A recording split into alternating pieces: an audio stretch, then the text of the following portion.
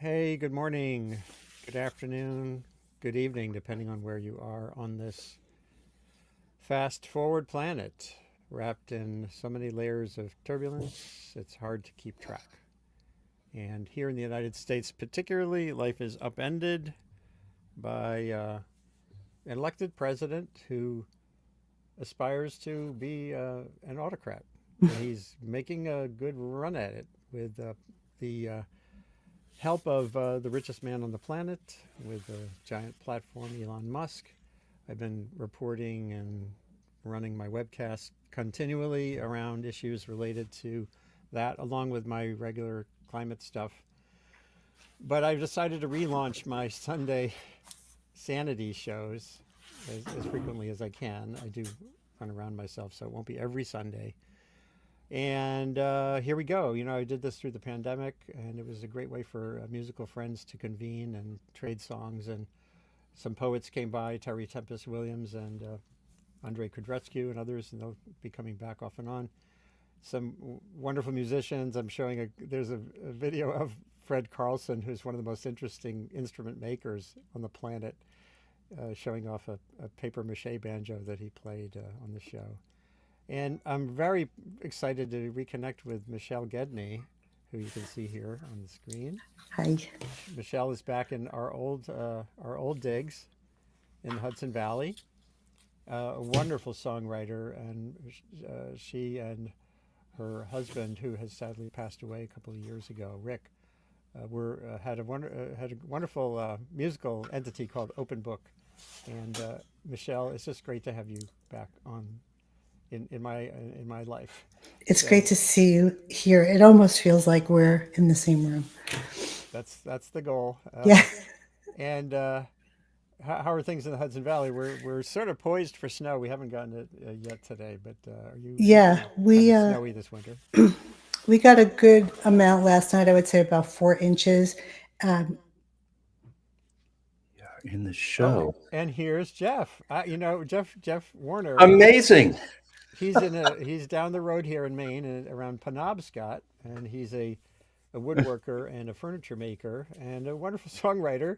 And I wasn't sure if Jeff was going to be able to come on. There were technical questions. And Jeff, this is Michelle Gedney in the Hudson Hi. Hi, Valley. Michelle. Nice to I'm meet you. trying to get rid of something in my screen now. I'm technically handicapped. I'm We give you, incredibly. I just don't know how to do this stuff. But it took me. It took me almost 10 minutes to get on here, but I did. and here you Now are. there's something in the middle of my screen I'm trying to get rid of, but maybe it'll just not now. Maybe I'll try Well, that. let's see if you can. think Do you I, have I like an think I'm open there. window? I think I'm there. Oh, good, good, good. So we'll Um, we'll get. Sorry. Anyway, Jeff is a musician, a songwriter. We got to know each other through Bagaduce Music, which is a Blue Hill hub for music making and for musical literature and printed sheet music and everything. And you're just a bit further down the coast from there. I'm a little up the coast in Lemoyne, and learning about the main musical networks and creativity. And Michelle, Jeffrey, just so you know, Michelle is back here in the Hudson Valley where I emigrated from, and is part of a wonderful music scene there. She also helps Dar Williams with the songwriting retreats, Mm-hmm. Yep. somewhat like what Great. happens at Bagaduce. And Mm-hmm. Nice. before we get into the music and conversation, I reached out to an old friend, Reverend Billy Talon, who is not an actual registered preacher as far as I know, but he has for decades. Billy has been he runs what he calls the Church of Stop Shopping, and his whole mantra is around getting humanity into a more sustainable place on the planet, both socially and environmentally. And I just want to show a little clip. He sent a little sermon. He's heading to a Quaker retreat this morning, so he couldn't be on the show live. And first, I'm going to show a little bit of him in action. His activism is often performance. So here we go. Into a chase bank.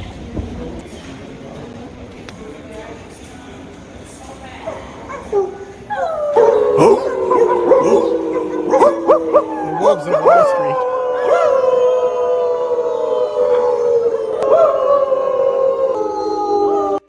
So that's his form of activism. And here's his little message to us this morning, everyone. So good morning from Billy Talon. Hello, Reverend Billy here.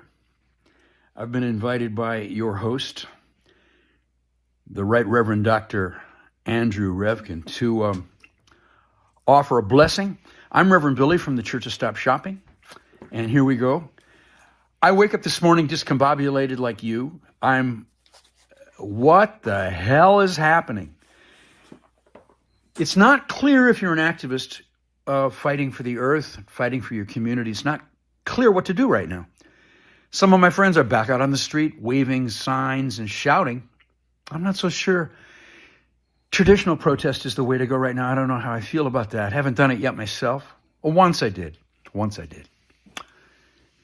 Last Thursday with Extinction Rebellion here in New York, we went to the front doors of the big corporate greenwashers, the big ad agencies in the West Village in Tribeca, and sang and made little plays, and it felt good. But what's happening in the world, on the earth, is last January was the hottest January that we know of.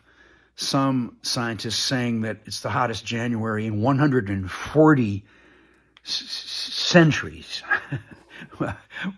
Whoa. And that leads us to believe that we are in the first step of the sixth extinction. We're in a mass mortality evolutionary event that we have to join. Deborah Whiteplume said, the earth will rise up to cleanse and balance, and it will be destructive, but the earth will reach out to human beings and invite them to participate. And what does that mean? How would we participate in these macro forces? It seems like Trump versus the earth right now. It's hard to read your own activity into that and feel like you could possibly make a difference. I know we can, and I know you are this morning with your music. I know that the earth will show us the way. I believe that. As an act of faith, we will step forward into what the earth signals to us to do. And that little speech that AOC made the morning after Trump was elected, when she said to go to our pod, go to our family, go to our loved ones, and deepen the relationships that are intimate with the people right around you. That is earth activism, to find the earth in each other. We're made of the earth. We are the earth. We got separated by this culture. But now we have to go back. I know I'm talking in vast generalities here. I'm feeling my way forward, like all of us. I just wish I was with you today. I'm going to be with the Quakers sitting in silence. That's another kind of music. Andy, thank you for the invitation. Love to you all. Somebody give me an earth-alleluia here today. Earth-alleluia. So that's a good way to kick things off. He's always a source of both humor and I think heart as well, which is a nice combination. Yeah. That's the Reverend Billy Talon. Hold on one second. I'm going to take that off the screen. And we'll get back to just getting to know each other a little better and playing some songs. Mm-hmm. So Michelle, sorry. I'm just going to say I've got to vacate for about 5 minutes, so Okay. I'll come back. But I kind of got caught up in the technical snafu of trying to get on, which didn't allow me to get any nourishment. So I have to. Definitely get your nourishment first. Do that. Then I'm going to come back, and I'd love to hear. I mean, if there's only 3 of us, it seems like we could sing a few songs. Yeah, that's fine. You know, it's always this is a work in progress since we just relaunched, and so go get some nourishment, and I'll be right back. Be right back. Yeah, that's good. Okay. So Michelle, you've continued to do a batch of songwriting and the like, or is there something, given the state of the world today, you know, what comes to mind? What kind of comes out of your guitar and your heart and your mouth when you're in this kind of mode? In listening to what he was saying, it really kind of struck a chord with me because, you know, right after the election, we all were kind of feeling this sense of grief. And I had a friend say to me, "You seem so calm." It was like I really wasn't expecting the outcome of the election to be what it was. I was fully invested in the hope that had been kind of accumulating over those months. And so when it happened, I think what I did was I went into grief mode, similarly to the way that I went into grief mode when I lost my husband. And I think the way that I've gotten through all of that is to kind of compartmentalize and lean into the things that I feel at home with, So I leaned into my circle of friends. I leaned very heavily into music. And I'm pretty much taking one day at a time without trying to forecast anything about my own life into the future. And so I think by the time this election happened, I was really practiced at that. And so that's kind of what I'm trying to sustain, is that feeling that, I can only do so much. I can only do good. And I can only do good on a very micro level. Yeah. And I think if we all kind of lean into that feeling, that feels like the only way, at least right now, to kind of get through this. Yeah, and it all resonates even under some of the positive moments under Biden. For example, the infrastructure, the Inflation Reduction Act, when all this resources were coming out of the government. The thing that was needed was local action, local knowledge. I did a discussion with Jigar Shah, who was running the big energy department grant and loan program, and he said, look, we can't order you to put in a heat pump, or we can't order your school district to electrify, invest in electric buses. You have to, at the local level, get to your town council meeting or your district meeting and say, there are these buses available. We don't have to have our students in smoky diesel buses, and we can actually make money. But it requires local attention and local expertise and activism. So even in the good times, I think people have misunderstood sometimes. Oh, now, Biden's in, the climate's going to be saved. It always takes local connection, and the micro stuff you build from that. To the community to outward. And Carter Brooks is coming on from the far west coast. Just talk about just waking up. Good morning. Yeah, and I'm not a morning person either. So oh well, thank you for. I actually set an alarm and hit snooze a couple of times. So Michelle, Carter Brooks is a philosopher and an artist. Lots of things. I met him when I was giving a lecture at, was it Berkeley or Stanford? At Berkeley. And this guy comes into the room with a cooler in the back of the room, and he sets up like a chunk of glassy looking ice on a little pedestal, and I'm thinking, oh, this is interesting. This is like it during my talk, and he does this sort of performance art with melting ice and the drip of the ice is sort of the slow drip of climate change.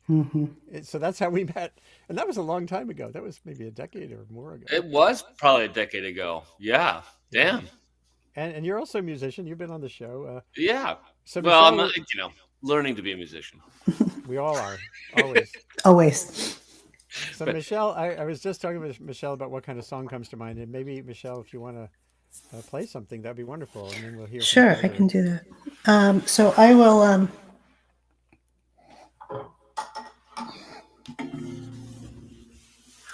So this is a fairly new song that I wrote, kind of on the topic that we were talking about, this sense of wanting to be able to feel in control of what's going on in our world. And for me, it's always been getting outside. And I wrote a song called January Knows back in 2020, kind of in response to all the stuff that was going on there. maybe I should play January Knows first. I think I will do that. So the song I was going to play would have been. Is that one of those mandolas? That is an octave mandolin. Oh gosh. Yeah. So this song, January Knows, was written kind of in response to all the feelings we were having politically, and the news cycle was getting kind of overwhelming. And so I wrote this literally as a New Year's resolution for myself. And so I'll just play that for you now.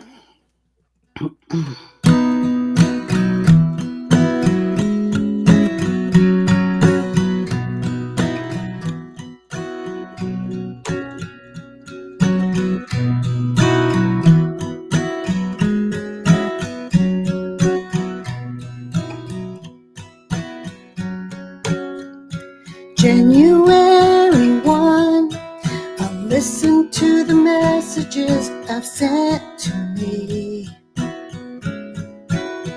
And January 2, I'll take them for a walk into the woods to breathe.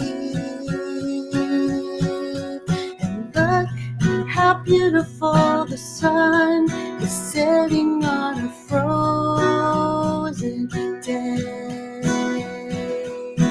Look how beautiful the moon is rising up to light the way. I promise you I will see you now.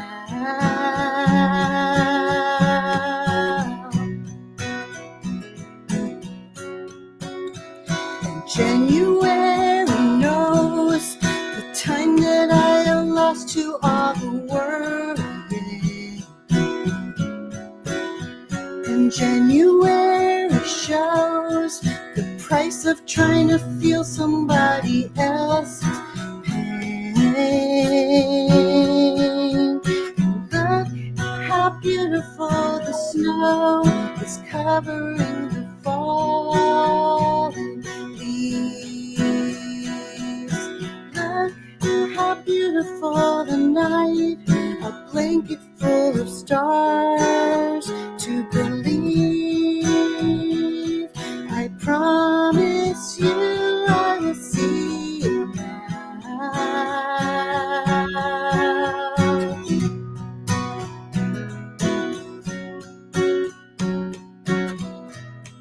What about the cold?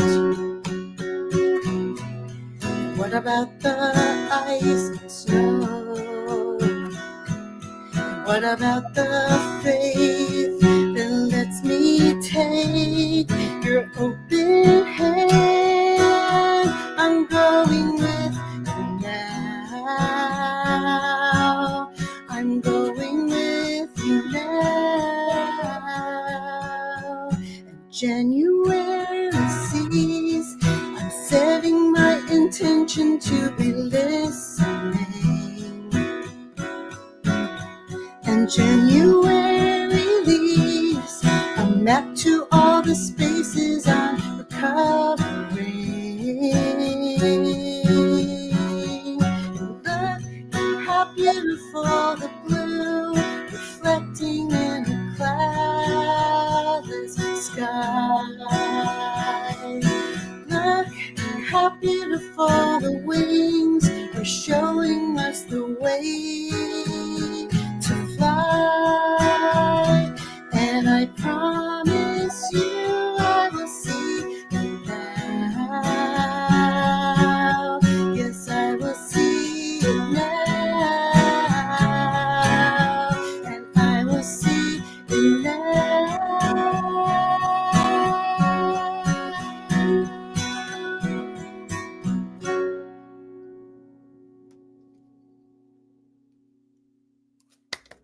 I was muted. That was beautiful.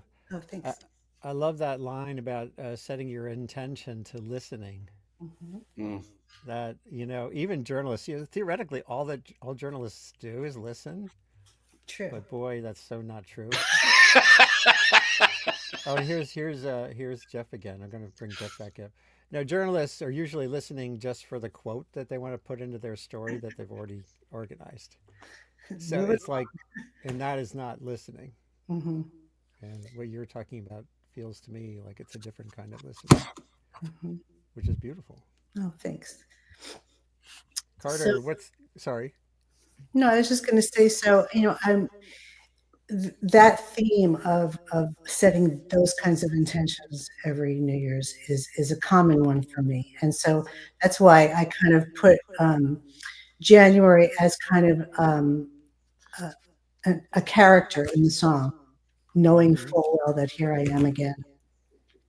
And the one thing about writing is like getting it down and getting it recorded and released. It's making me feel a little more accountable. So I'm really trying, and especially now, I'm really trying to kind of turn off the screen and get out there and try to notice what's beautiful, because there's a lot. That's great. Mm. I'm showing here too. I loved playing with Pete Seeger all those decades, but look what he's doing there. He puts his hand to his ear. He's saying the music's not about me. I'm not. I'm singing, but where are you? You have to sing too. And I always love that signal. I even use that photo on the banner of my Sustain What blog because it's about dialogue, and music is about audiences and musicians together. I'm pretty sure I was there that day. 2010. I imagine you were. Yeah. So anyway, Carter, you have not yet met Jeff Warner, who's here down the coast in Penobscot, Maine. Hi, Carter. How are you? How you doing? I'm all right, thank you. Jeff is a woodworker. He makes these really cool stools, ergonomic stools called owl stools. I think Owl furniture. Yeah. Yeah. Cool. And he also really makes great music. Oh yeah, hold it up so people can see. Oh wow! Wow. Oh, yeah, nice. Oh, that looks Hold comfy. on, I want to make sure. That's an owl. Yeah, look at that. Hold it up again, Jeff. Hold it up again. Yeah. So explain. I the ultimate. having. Oh, that's pretty great. It's multi-purpose item. I have a really cool story to tell about the owl stool this morning. Well, let's hear it. So I invented it 16 years ago, and it turned out to be an ergonomic wonder. It actually helps people sit straight and helps you with your posture. And we created one called the Ohm, which is about this high. It's 8 inches off the floor, and it's for meditation. And so, sideline, I've been wondering, as a woodworker, what can I do for our human race and the goodness in this world right now as a woodworker? I mean, I can offer ergonomic comfort and support for people's postures and help make people healthy, but what can I take it a step further? And serendipitously, we got this wonderful email from somebody from Hawaii. He wants to purchase 15 ohms. They're the ergonomic meditation stool. And immediately, actually, I had this thought as I was downstairs making my toast and listening to you sing and talk, that, well, there's something is to support people in the meditation process of grounding themselves and connecting with a deeper feeling of spirituality and good, and which is in the long run giving them more strength to go out and be better people and help our world. And I feel so delighted that, I mean, it's a question. I haven't sold these stools yet, but he wants to buy 15. So I can't wait to call him and have the conversation about supporting the good and the connection with deeper good awareness. That's great. And I'm looking on your website here. I see, as we get older, our pelvis definitely requires sustainability. And I like this, the diagram showing you how that all works. That's very Yeah. cool. Wow. Have you ever made? I know you're a fiddler and a guitarist and everything. Have you ever made any instruments? I used to work for a guy named Ron Pinkham, who's a luthier down in Rockland, and has a company called Wood Sound Studio. And I spent a year making guitars and repairing instruments with him. So, oh, that's cool. Yeah, I didn't want to. I felt I really wanted to. I didn't want to get pigeonholed into making instruments because I really wanted to be a designer and have the ability to be to create more artistic expression through my work. Yeah, and there are some constraints with instruments. Yeah. Carter out in Berkeley area. San Francisco, in fact. Out in the city. In the city. Oh. Yeah. How are you doing these days? Oh, okay. You know, I've been struggling to decide when I'm finished with the little missive I started the night before the inauguration. Sort of reflecting on reflections that I'd had back in 2016 before the election. Right. And a lot of it is about how to be overwhelmed and stay engaged. Mm-hmm. And just accepting that it's going to be overwhelming. And perhaps we're also not prepared, whether it's the fires in LA, no municipality can really be prepared to fight something that catastrophic. Right. Or the election, or the 1930s coming around again, or vaccine skepticism because no one's still alive that remembers what the diseases were like themselves. Mm-hmm. To climate change in general. I was describing watching climate change over the years in this moment a little bit. It's somewhere in this little missive I've written. It's like being on the Titanic with one team telling you don't start filling lifeboats yet because that's going to sap the energy of the people bailing with teacups and pots and pans. And the other team's running around pulling the rivets out of the boat because they're invented by science. Right. I was speaking of meditation. I also, how do you learn to be able, like, in talking about climate change, we have a tendency to not want to tell people the really bad things that probably are coming, that we know already, because we're afraid people will get overwhelmed and shut down. Right. That is one of those weird. And we're so invested in action that we don't want to overwhelm people and shut them down. And to me, that's like, well, then if that may be true, but then that's the thing to work on, building that capacity to be overwhelmed and not expect you're going to shut down. Right. And so I, in terms of offering suggestions of how to do that, one of them is about meditation. It was sort of about reframing things. One of them is about meditation, which is this idea that reframe how you meditate. A lot of people think of meditation, I think, or a very popular thing is like, oh, it's a way to get the world to slow down. And it's like the world's not going to slow down. The world, nature set the bar up here. So meditating is so you are prepared, and you have some wealth of stillness when you are then dealing with being overwhelmed rather than trying to get it all slowed down. So So you're working on this essay, or I mean, I could I don't know how long it is to read. I could try and read it and see if we like it, but it's all maybe too close to home, too close to the moment for the Sunday stories thing. But well, could you read maybe just the sort of all right? Let me see if I can. The lead. Let me see if I can pull it up here. You still see me, right? Yep. All right. Let's just try this here. So I've been playing with it. I think the part of the reason I haven't finished it is because it sort of wants to be a longer piece. So I think I've found a solution, which is to call this version the teaser. So titled "Time is Overwhelming," the teaser. reflections of a math science prodigy history major climate artist in an overwhelming civilizational moment. On the eve of the 2016 election, I wrote a short missive titled Election Eve for a Climate Artist, in which I reflected that although I was wishing for some cathartic relief, that was obviously not realistic. Given the circumstances, the near future looked like, quote, less rest than ever. I was noticing that even if Hillary won, all the divisions between camps, all the struggles to defend critical thinking, all the infuriating frustrations of a post-fact reality remain. The mistrust and cynical rejection of institutions of government remain.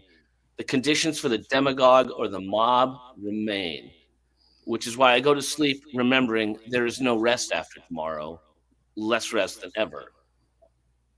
As we've experienced, there was no cathartic relief. Our post-fact reality has only become more entrenched and relentless. The lack of critical thinking that leaves us rudderless is not going to get mopped up easily. There is an overt and obvious effort to destroy the institutional capacity of this country, which has obvious and grave implications for civilizations, if not humanity's, capacity to confront the challenges we all face together. It's overwhelming. It's an overwhelming moment. It's an overwhelming moment to be alive. There was a time in my memory that people hoped that increasing economic interdependence would prevent another grand global conflagration, such as the two major world wars in our elders' memory. This is seriously in question at the moment. Many who have studied history have noted that the conditions economically, politically, and otherwise are an unsettling parallel to the conditions in the 1930s that led to World War. I myself have said, I think World War III has already started, but it's just that few have noticed. And the chances of a quorum of humanity noticing it are slim, because those who lived through the last one are, well, mostly dead. The oldest survivor of Pearl Harbor recently passed at age 105. Only 16 Pearl Harbor survivors remain. Most people alive today can only barely imagine a great powers conflict because a fleeting number of humans alive actually lived through the last one. The same dynamic is fueling the anti-vaccine hysteria. Most people don't remember the diseases that vaccines have eradicated, and so are more afraid of any side effects of the vaccines than the diseases themselves. Or they just see them as a big pharma scam, the effect of a tunnel vision that every problem can be explained by capitalism gone wrong. Yeah. These trends were all even less obvious in 2016. At that time, we weren't quite recognizing that Trump and MAGA was a slow walk to fascism, which by 2024 had literally become a political talking point and an unfortunate recognition about our political discourse. Even more surreal, the distorting influence and manipulation of the richest men in the world is like a Hollywood fever dream. It feels like a bad James Bond movie, watching Elon Musk buy up and corrupt a previously functional and sometimes useful social media platform, and then waltz into a position of unprecedentedly overt and immediate influence in the executive branch of our government. It's downright surreal. Yeah, that's a good pausing spot. Yeah, anyway. Yeah, no, it is downright surreal. And I've written about that issue of amnesia or, as you were saying, literally losing the experience of people who've been through a cycle of things before. This relates to the Western North Carolina flooding, L.A., California's whiplash climate. California, the California we knew that you live in, it was weirdly wet. The 20th century, when modern California was built, was like anomalously wet. California is a mega drought state. It has been for thousands of years, but no one knows that. And then you get your atmospheric rivers, and we forget that there are floods, and then you forget there are droughts. And well, I think it's ironic. I mean, it's interesting that you had done a piece, talking about how they'd already modeled what would happen in West Virginia.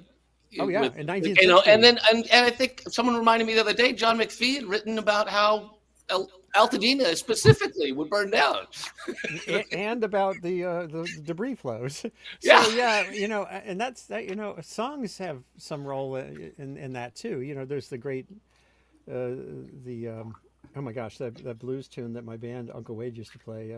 It has been so dry. Powder House, the world is a powder house. That was from the great 1930s drought. The flood, all the songs about the flood of 1927 on the Mississippi. Songs can play a role there. I have one. I'm going to wait to play it a little bit. I want to hear some more music from you guys. But there's songs and arts can play a role there, I think, too, in sustaining at least demarcating what we knew, and then if people want to forget it and get hammered again, it's up to them. So Jeff, what musically is on your mind? We were just yesterday getting ready to for a show we're going to do in support of the fire victims. But is there a song that comes to mind for you to play this morning? It doesn't have to be Oh God, dire. No, well, in the context of what's been said so far, I have three, but that are all recent. But I'm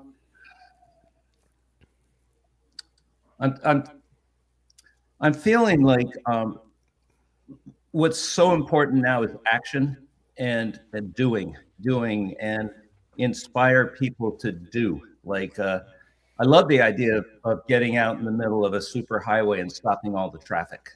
That happened in LA for when they were. I think it was around when they were transporting workers in the military transport planes. Mm-hmm. They were just shuffling them in. They were those people were ready for to be legally tried and see if they were legally here or not, or what could they do with their families. And they're throwing them in the transport planes, and no questions asked, just do it. And all this affects emotion, but which I guess is the inspiration for writing something. So I did write one. There's a horrible echo. Is that just normal for this? I'm not hearing it. Do you guys hear it? Jeff, make sure there's only one window open on your computer. One window. In other words, that the show is not streaming more than one place, because that's when you get a bad echo. Okay, let me see. Close all those windows. Yeah, I hope I don't close this one. I don't see anything else. I'll just deal with it. Okay. Yeah, well, because I'm not hearing it. I don't know. Carter, let me see if I'll put on my earbuds, see if that changes it. That always is. I hear it a little. Streaming. I'm going to ask the audience if anyone is. No, I don't want to do stay on page. All right. Well, I wonder if I plug something in. Again, I apologize for being so stupid when it comes to. No, just for the moment, it sounds good, and when we're done, the recording should be clearer, because I'm not hearing it. So just play your tune. Let's try it. Okay, so the one I think I'm going to play is "Hold Your Ground," which is about being active, and I actually sang this on Monday. All these are new, so they're not. I'm not well practiced in them, but that's okay. This one is called "Hold Your Ground." I'll back up a little bit here, and I don't have a microphone or anything, so so far so good. Can you hear that? Yep. Yeah. So.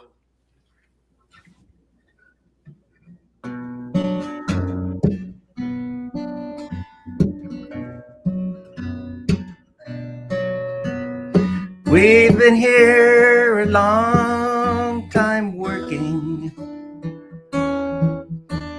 holding to the reasons and our rights. What's solid ground for years is getting shaky. With tears of rage, we're running out of time. They want to take our land, have their way. Homeland north of Mexico. We're digging deep, well, pack us up like birds across the border. We're digging deep, and no one's gonna go. Hold your ground. Hold your ground. Hold your ground.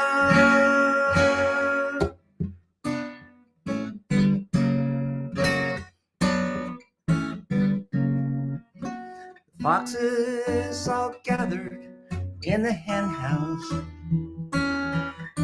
Democracy is served for their collusion, while cooing and queuing up confusion.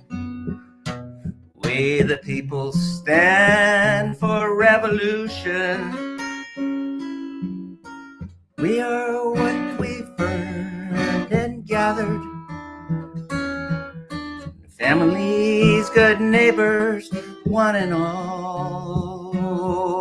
Many loving hands all together.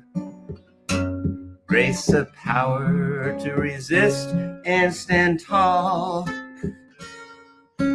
Hold your ground. Hold your ground. Hold your ground. Hold your ground. Hold your ground. Hold your ground.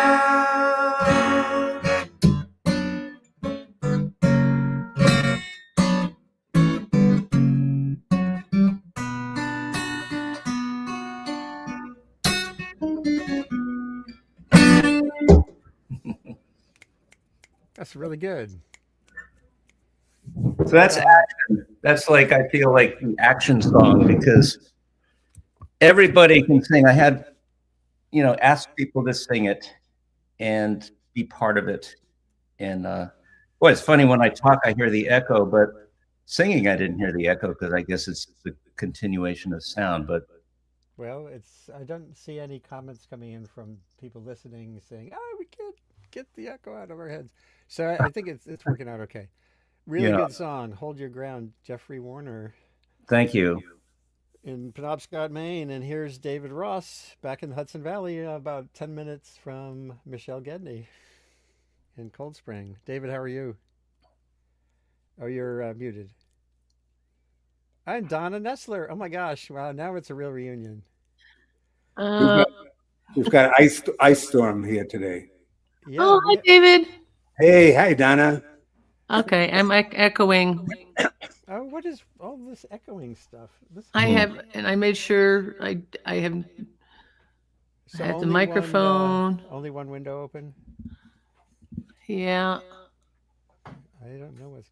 I'm I not don't hearing know. it again. Hopefully, and I don't see complaints coming in from people listening. There are like 250 people watching right now. So.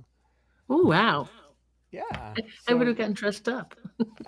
So anyway, here we are. This is a bit of a reunion. Donna Nestler and her husband Rick live on the opposite side of the Hudson River, and are longtime Clearwater and Pete Seeger Circle folks. And Kate Green says the echo is not unbearable. I guess that's okay. I'm still frustrated by this because we haven't had this problem before. So how are you, Donna? How's everything over there? We're getting lots of ooky, icy yuck.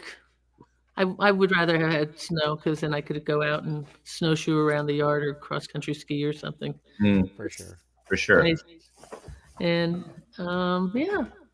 Wow. It took me a while to figure out where our microphone was, and it's been a morning. Here we are. Here's what it looks like here.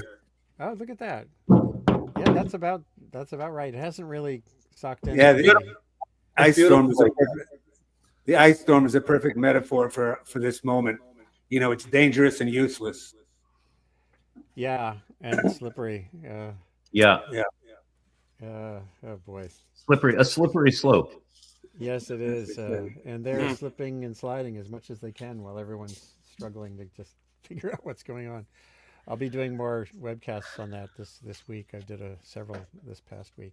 Michelle, I wonder if you have one more song to slip in before we get in with some of the new guests. Oh yeah, and let's hear that beautiful instrument. They've kind of. I have a bouzouki.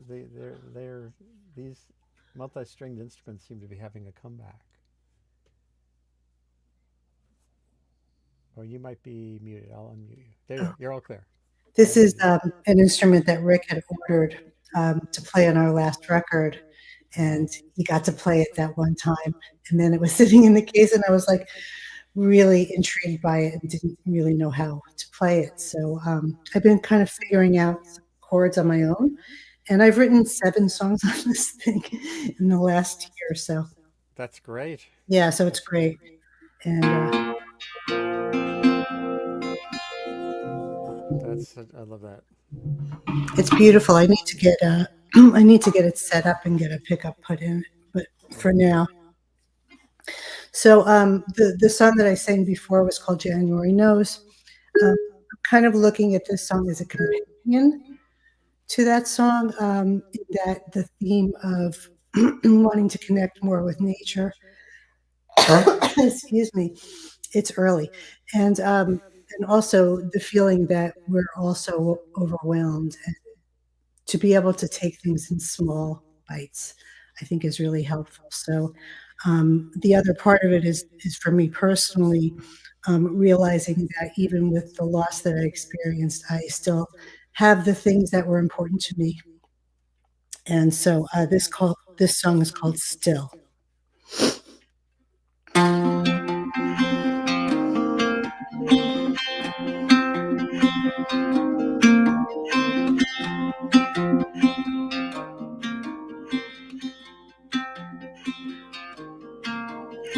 Still, I'm walking along the path under the shade of trees. I'm listening to the birds telling me how. Still, I'm walking on the sand under the warming sun. I'm listening to the waves calling me now. Still,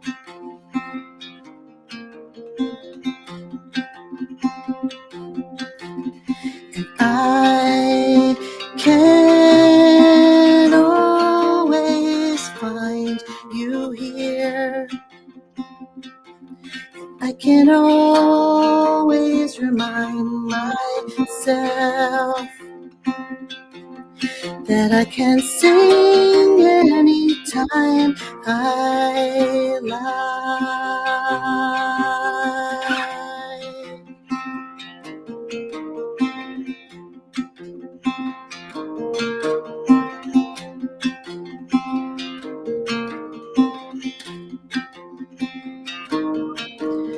Still, I am walking through the snow under the fullest moon. I'm listening to the wind whispering low. And still, I'm walking along the path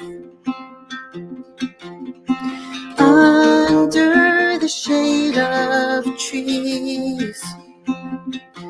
I'm listening to the birds telling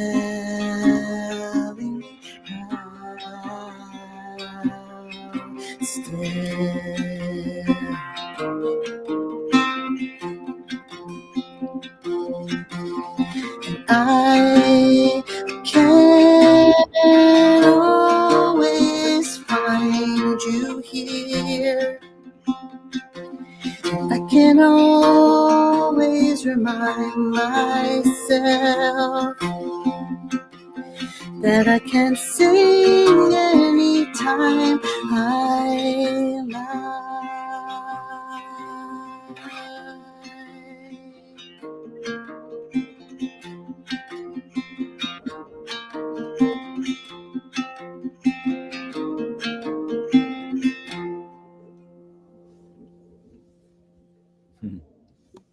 Nice. Absolutely haunting and wonderful. Oh, thank you. Wow. And it's really done the job, I feel still.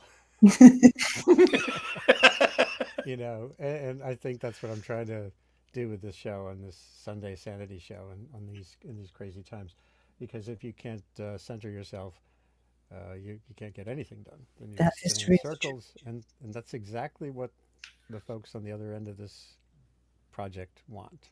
They want us to be overwhelmed and paralyzed. Now I just need the owl stool to sit on while I play that. Yeah. We can help you. Let's talk. Wow, hold on a second. If everyone doesn't mind, I might throw in a tune that is not off the news, and then we'll get to Donna and oops, come on, and David. Hopefully you can hear me okay. Oh, you were all tuned.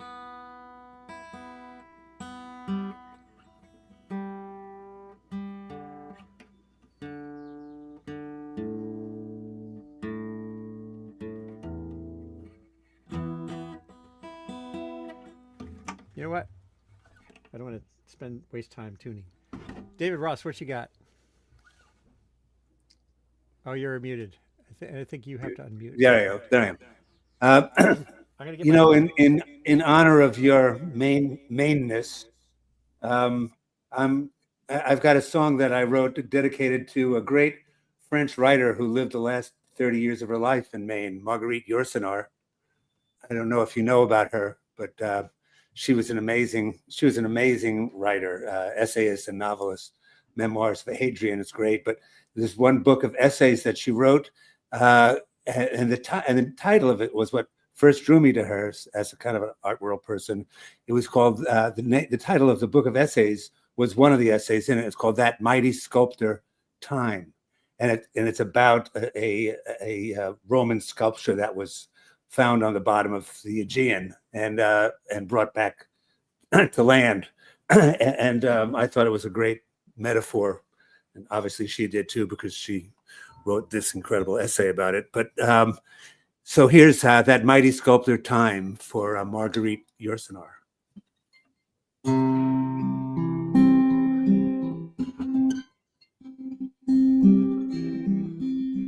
You slept for centuries beneath the sea.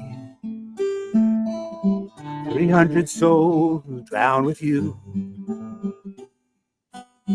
Your sleep was guarded by the time and tide. Dark and cold was all you knew. Time changes us all. Time changes us all.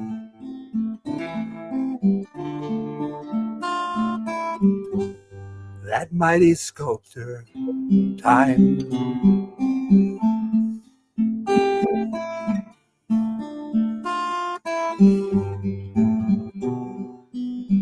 A 1,000 years has come and gone.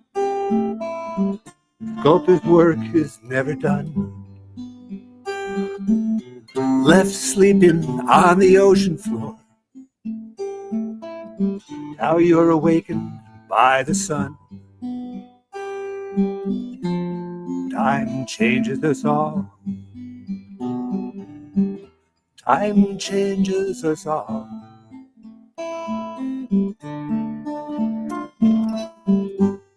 That that mighty sculptor, time.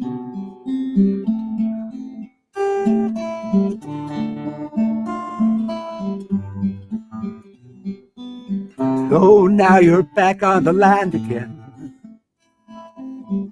bathed in love, caressed by light. Your body rough-hewn by relentless seas, defying death without a fight.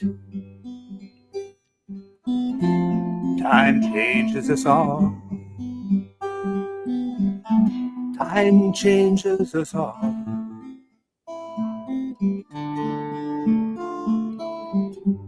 That mighty sculptor, time.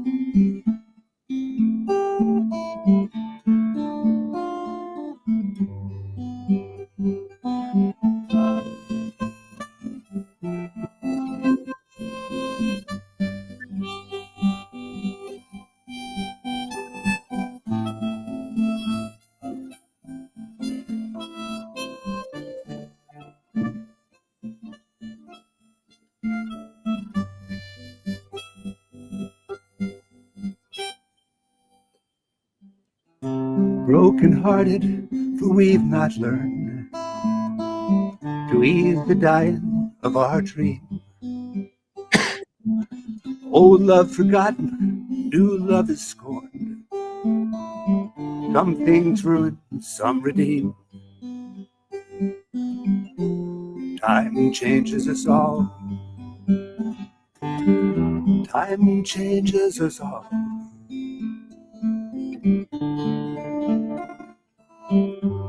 That mighty sculptor, time.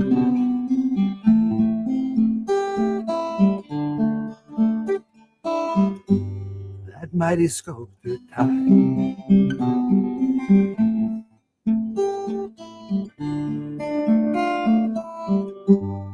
That mighty sculptor, time.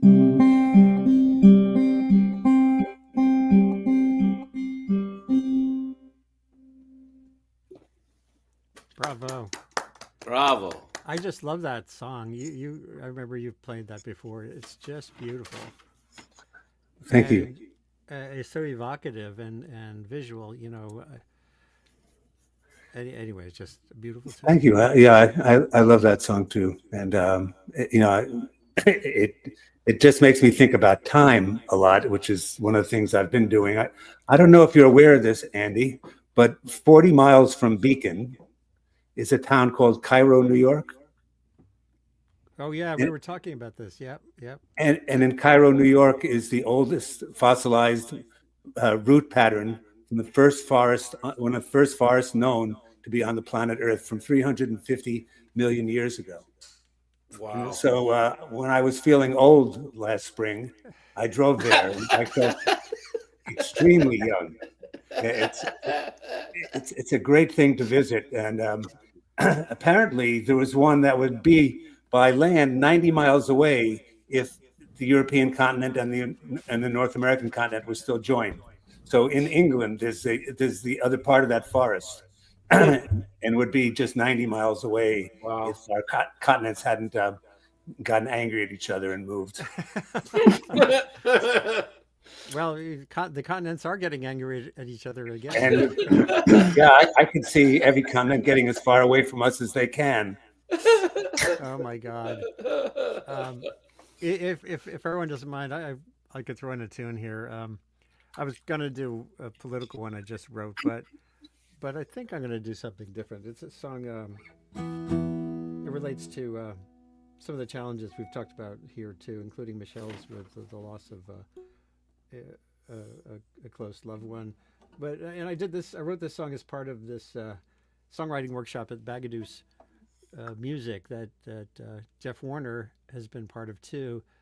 I can't remember if there was. I don't think there was a prompt. It was just one of the ones I started working on here, and it's called "Good Souls." And hopefully you can you hear my voice? Okay, everything okay?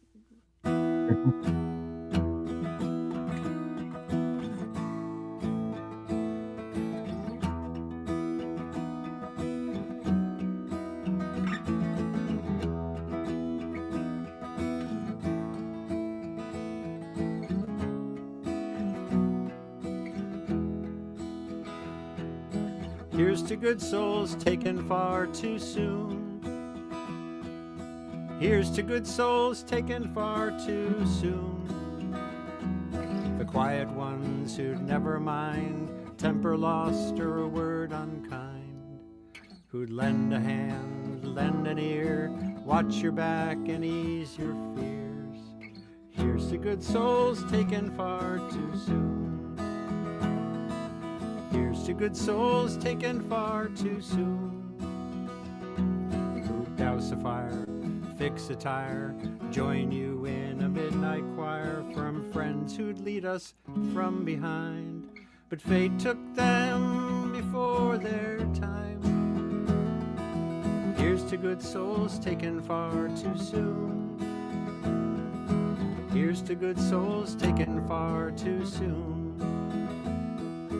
Here's to good souls taken far too soon. Here's to good souls taken far too soon. Some were builders, some protectors, some were doctors, some were menders.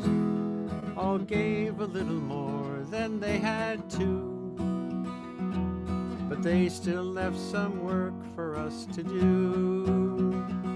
To do. Here's to good souls taken far too soon. Here's to good souls taken far too soon. I have my list of names. I'm sure you have yours too. Let's raise a glass and voices and see what we can do. Not just to honor those who are gone, but see their visions through. Here's to good souls taken far too soon. Here's to good souls taken far too soon.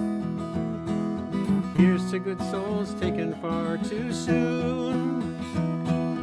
Here's to good souls taken far too soon. The quiet ones who'd never mind a temper lost or a word unkind, who'd lend a hand, lend an ear, watch your back and ease your fears.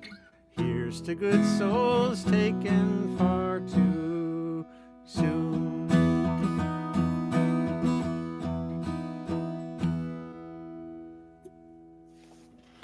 Bravo. There you go. That'll That's be beautiful. Very nice. that'll be a great song to have images of all these people that we all know who have gone this year. You know, Yeah, I know. Yeah. like on one of those awards shows. You know, it's Yeah, perfect we for all that. we all have our personal awards. Sure do. Sure do. Boy, Rick. The first word that comes to my mind is hope. Yep. Yeah, and the Yeah. thing I always remember about the word hope is it's also a verb. It's an act. I Yeah. think we think of hope as some passive thing, like a glowing light. But hope is a verb. I love that. I should I'm probably writing write that down. It's a song. I'll race you. Yeah. Okay. Good. I like that idea. I see Rick Nestler is there with Donna Nestler. I didn't how are plan you, on Rick? him. I'm doing all right. Same mutton chops as ever. Yeah. So, what do you guys have on your musical minds and hearts this morning? Well, I told him what I had on my mind because he didn't tell me he was coming. Surprise! That's all good. Well, I'm the only one who's not a songwriter in this group right now. Ow. And rather than thinking of people gone, well, let's think of wonderful friends. Ready?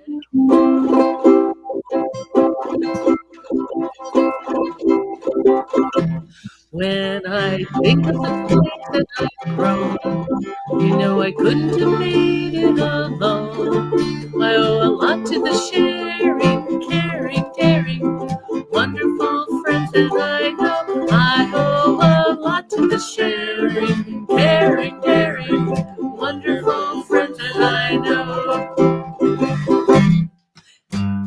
Here we are,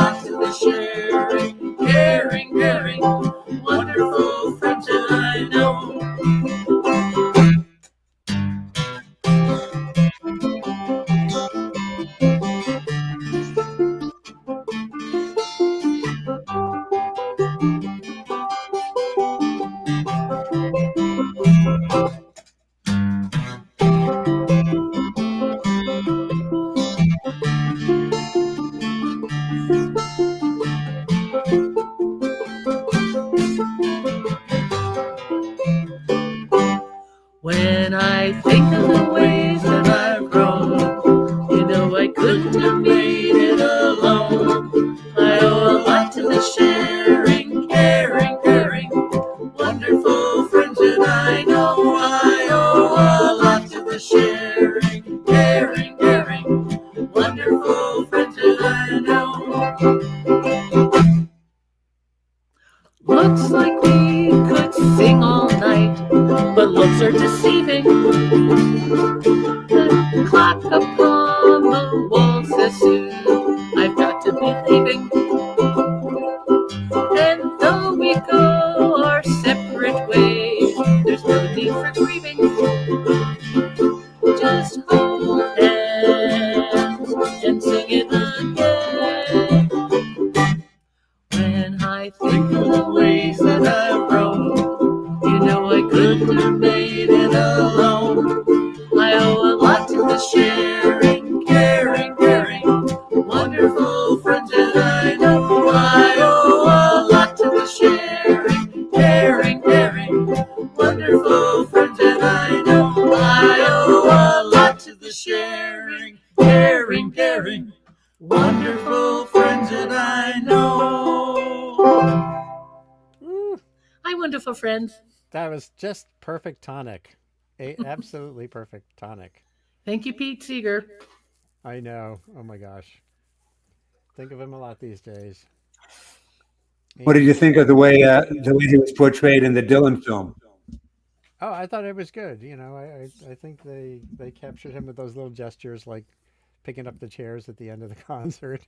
And But Toshi should have been there too. She would have been there picking up the chairs Toshi, Toshi gets a good part in this movie, even if it's invented. She has this really powerful role at the very end. Yeah, they had her come in at the end and intervene in ways.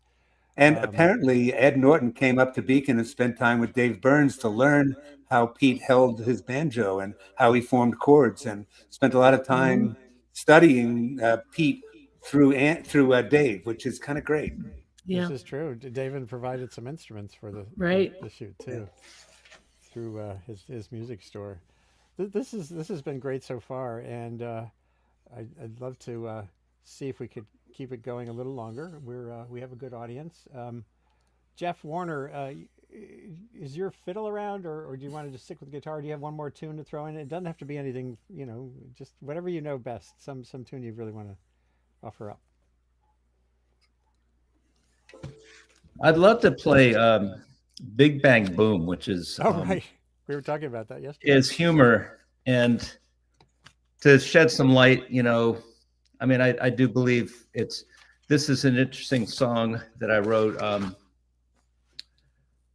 It was 2 or 3 weeks ago, and I was traveling, taking my girlfriend Belinda to the airport in Bangor, and I'm driving. It's 7:30 in the morning, driving on Route 1A through Brewer, and there's a sign on the side of the road that says "Big Bang Boom Fireworks," and I'm, all this stuff is coming down in Washington at that point, and I'm saying, wow, well, there's a great metaphor and a real thing about what's going on. So I'm driving, and I start going, how can I'm thinking in my mind, can I say that? Can I sing that? So I start going, big bang boom, big bang boom, big bang boom. And I kept on doing it. Finally, Belinda said, would you stop that? Shut up.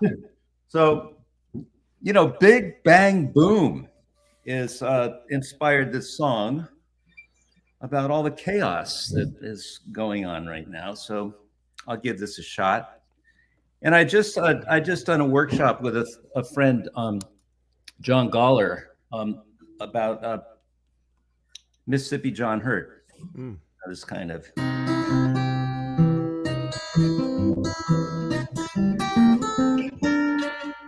I mean, that's got that kind of that thumb. Yeah. So that was inspirational too in this. I was trying to figure out for that kind of inspiration from Mississippi John Hurt, and this came into that. So here we go with Big Bang Boom.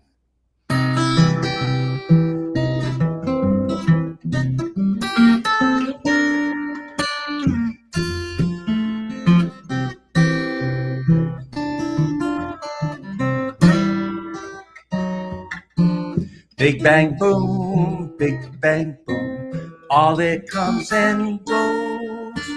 What comes up must come down. Hope the pieces hold. All fired up, falling down. Emperor has no clothes. Stuck inside revolving doors. Stubbing all their toes. Where are we? New song. Way too much push and pull. What square won't fit the round? No one knows what goes where. With loss cannot be found. Big bang boom, big bang boom. The current in the air. Clouds and people hanging low. Weather's running scared. Find a home, save your soul. Nail your shoes to the floor. No one knows what's coming down. Devil's keeping score.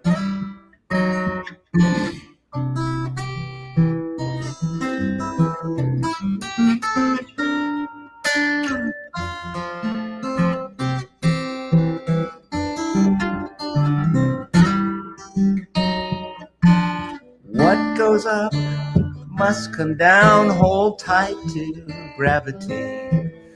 Some say fight, some say no. It's not safe to let it be. Big bang boom, big bang boom. Rarely see true blue. All the noise that's coming down, a lot of it's not true. Keep the light burning bright, so to find your way. Ups and downs, they come and go. Tomorrow's another day.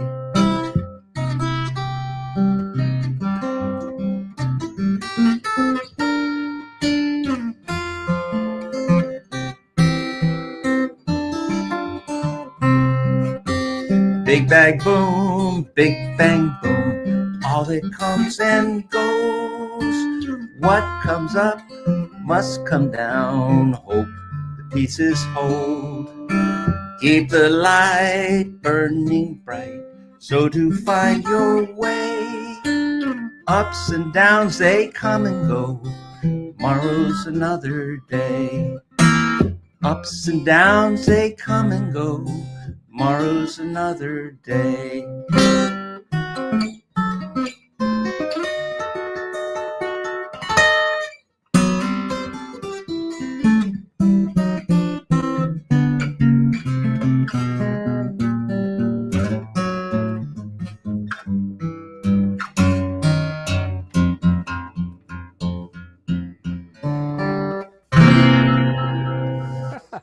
Very nice, very nice. You totally captured the Mississippi John Hurt thing too, and it works. Big bang boom.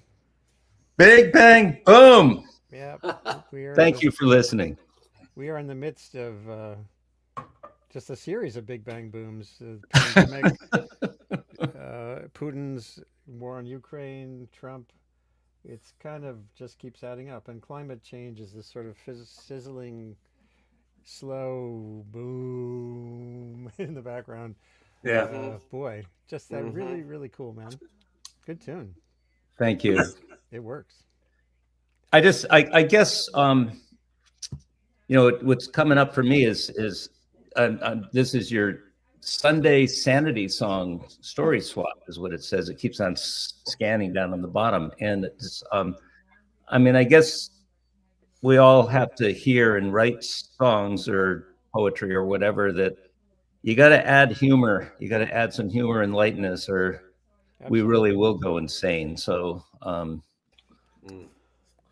well, if you want to think of something that's both tragic and funny, try to imagine what the programming of the Kennedy Center is going to be like. Oh my God!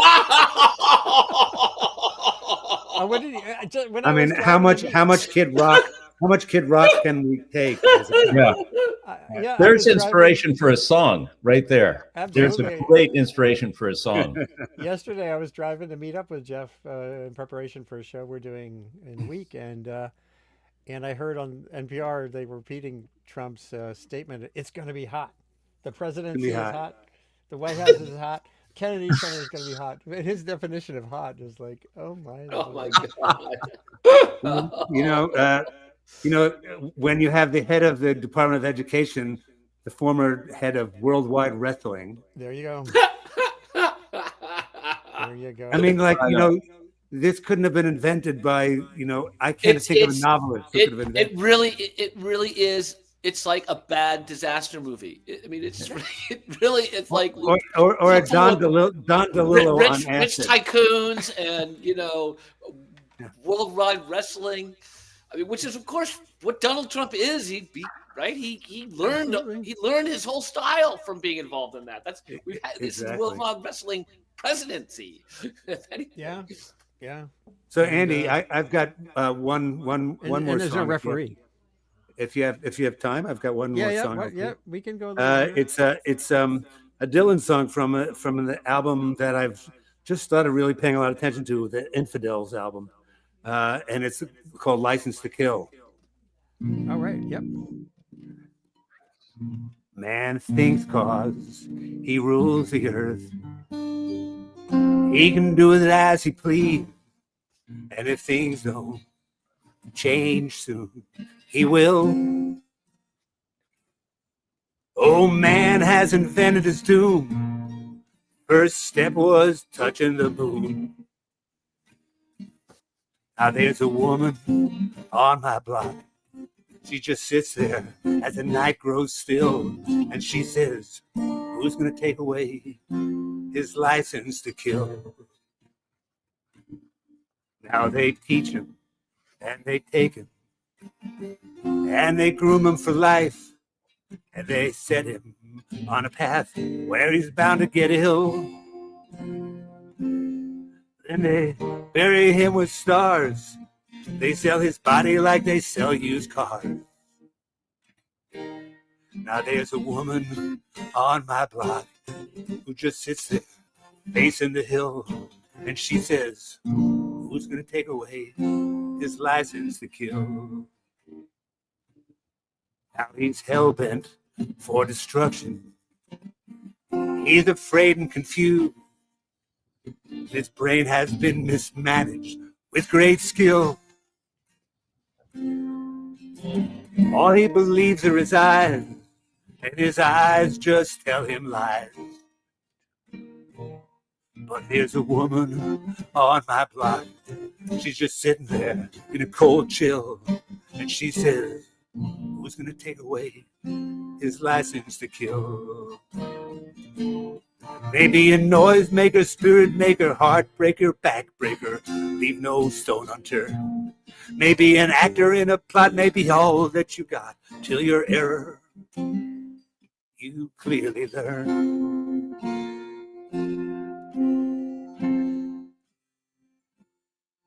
Now he worships at an altar of a stagnant pool, and when he sees his reflection, he's fulfilled.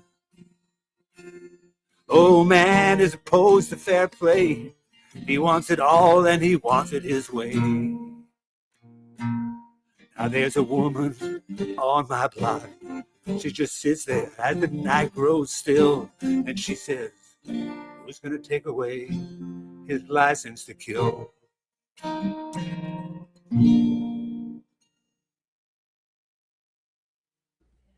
I love that song and a really great rendition of it. I just got some exciting news, by the way, everyone. I've been in touch the last week or so with David Amram, who is age 94, one of the greatest musical hearts and souls I've ever gotten to know. He another Beacon resident. Yeah, he's up the river farther now, but yeah. Oh, is he? And he's going to join us at 11:30 in a few minutes. Wonderful. Those who are staying here, who are on now, if you want to hang out with David Amram, who's one of the great jump jiver composers and and Souls. He's unimaginably wonderful in so many ways. And French horn player. Yes, and French horn to boot, and soundtrack composer, Manchurian Candidate, some great films. So stay tuned, everyone. A few minutes, David Amram will be joining this chat and talking about his current projects. And at 94, 2 years ago, I was in some airport in the middle of nowhere, and there he comes, running through the airport with all of his jangly beads and things, heading to some other place, and he's heading to the Folk Alliance in Montreal shortly, and Cool. he'll be on the show in just a few minutes. So it's really cool. I had a thought, Andy. Say again? You mentioned, and this went through my mind earlier today, but you mentioned playing the fiddle, and I'm not going to, but what I thought about was there's a fiddle tune, Turkey in the Straw. And it's got this one line in it, which I think is, if Donald Trump were a farmer, he would probably sing, "Oh, I had a little chicken and he wouldn't lay an egg. So I poured hot water up and down his leg. Little chicken hollered and the little chicken begged, and the little chicken laid a hard-boiled egg."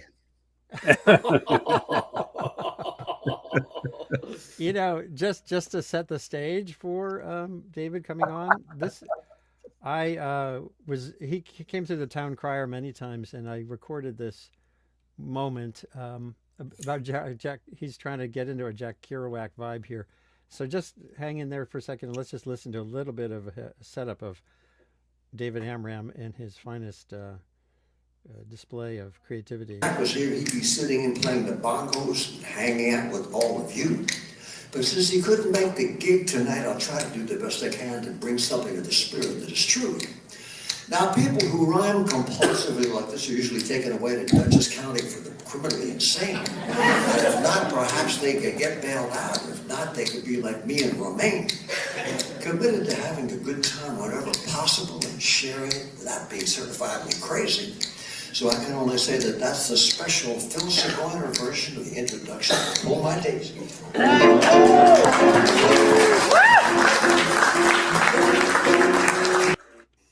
So that's what's coming in a few minutes. Nice, very nice. He's just an amazing character.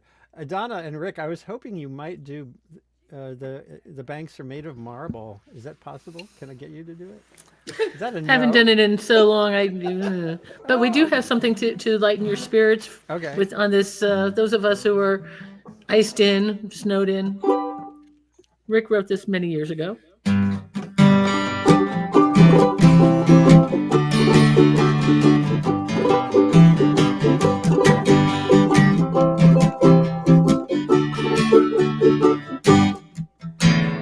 Take me to the islands where the trade winds blow. Take me to the islands where they got no ice or snow. You know the temperature is dropping, leaves fall from the trees. I should be down on some schooner, feeling that tropical breeze. So please just take me to the islands where the trade winds blow, where they blow. Take me to the islands where they got no ice or snow. My hands are cold and my feet, they are frozen. My t-shirt in my head, getting tired of sleeping with 16 blankets on my bed. You are electric, take me to the island where the trade winds blow, where they blow free. Take me to the island where they got no ice or snow.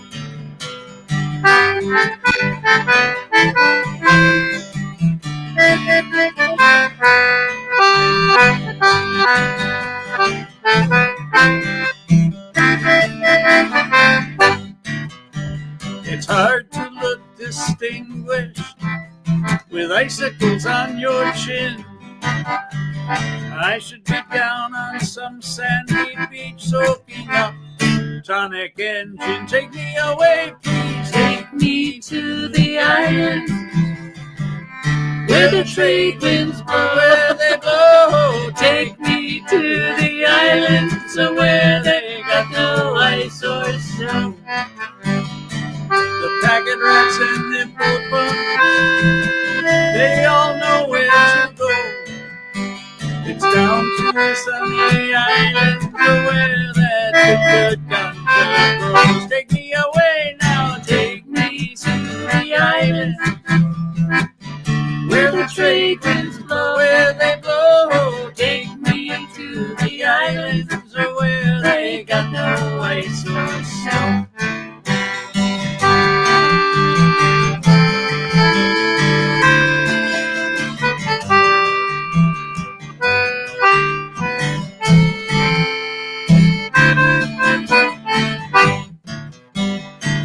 Off Bermuda, St. Thomas, off of Martinique. That's where I can practice my brand new winter sailing technique. Please just take me to the islands where the trade winds blow. Take me to the islands where they got no ice or snow. Now it's not that I don't like where I live. New York is my home, you know. It's just that it's so damned uncomfortable with wind chill factors at 40 below.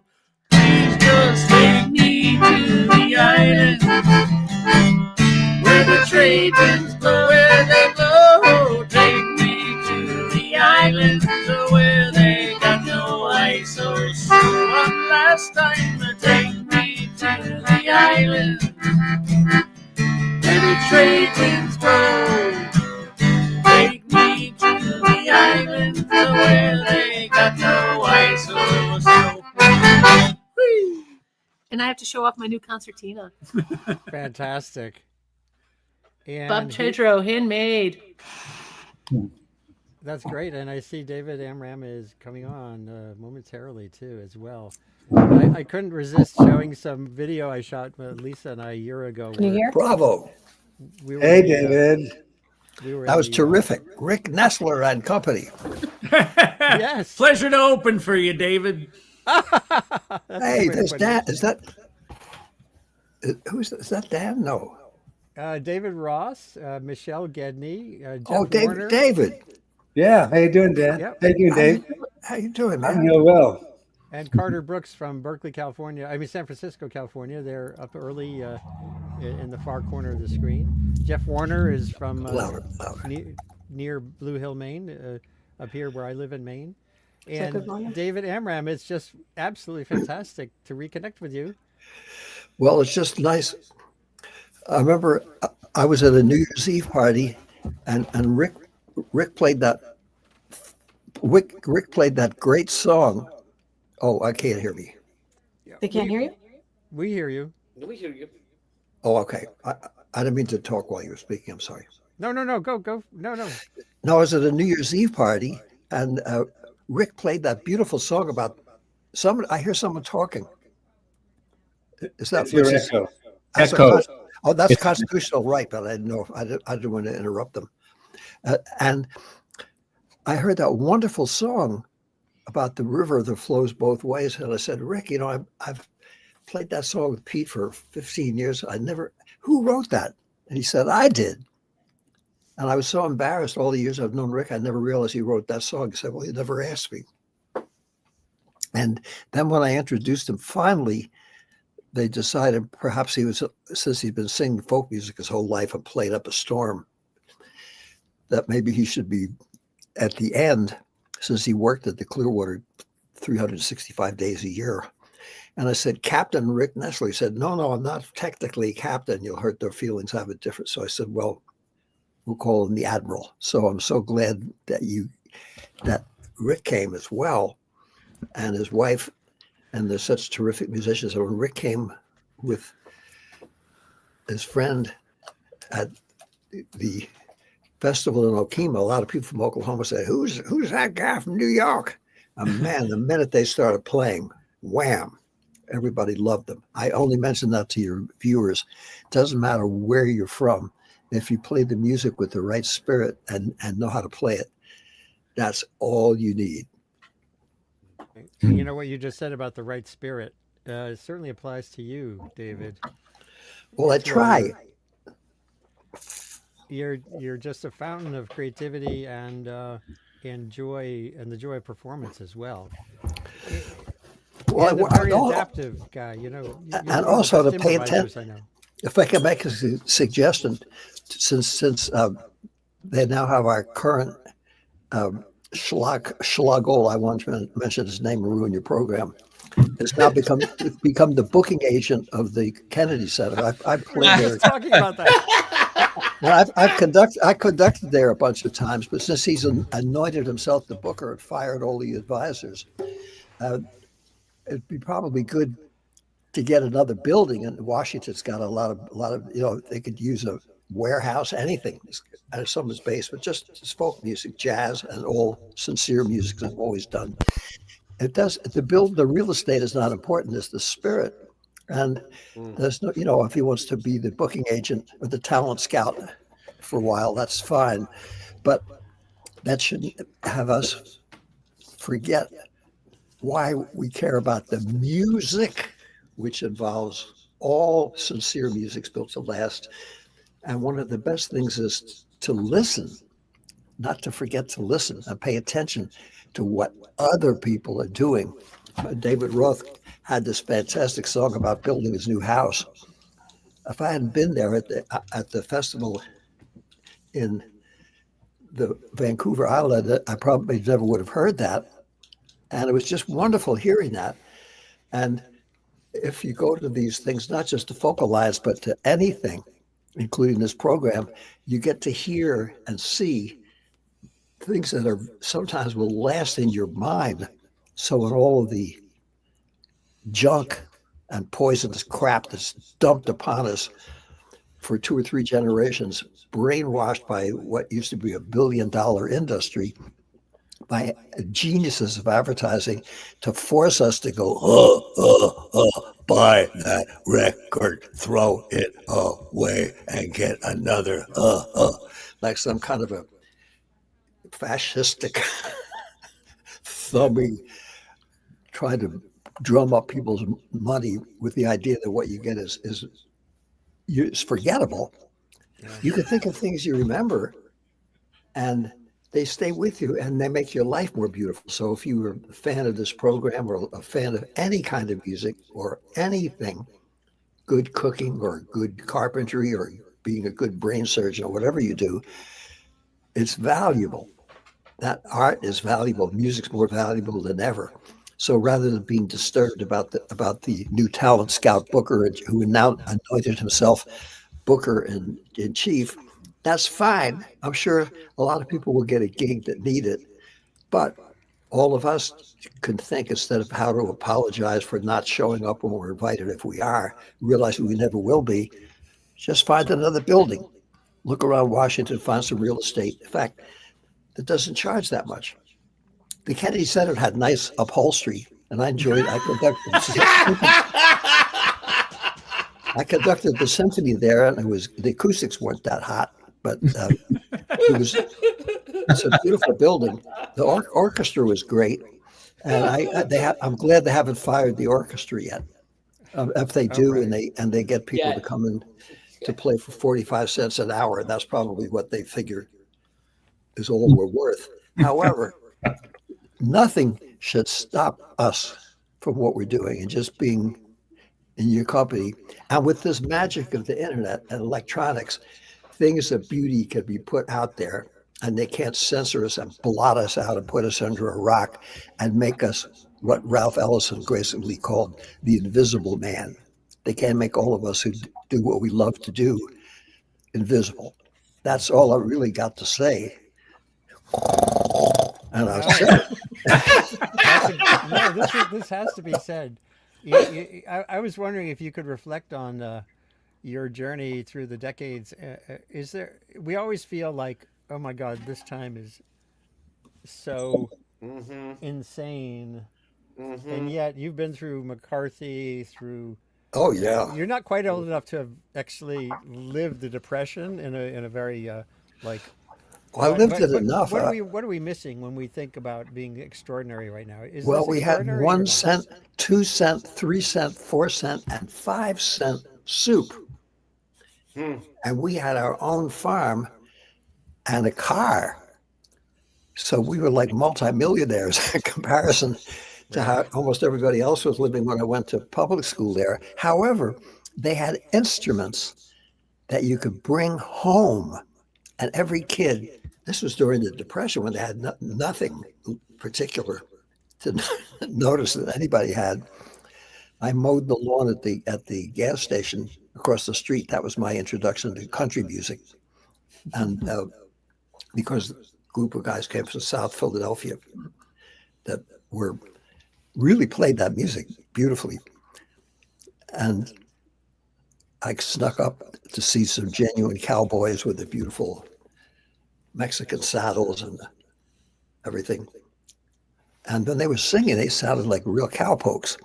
Then I heard one of them say, "Hey, Angela, what time's the train go bound to South Philadelphia?" Sounded like David Brenner, a real South Philly accent.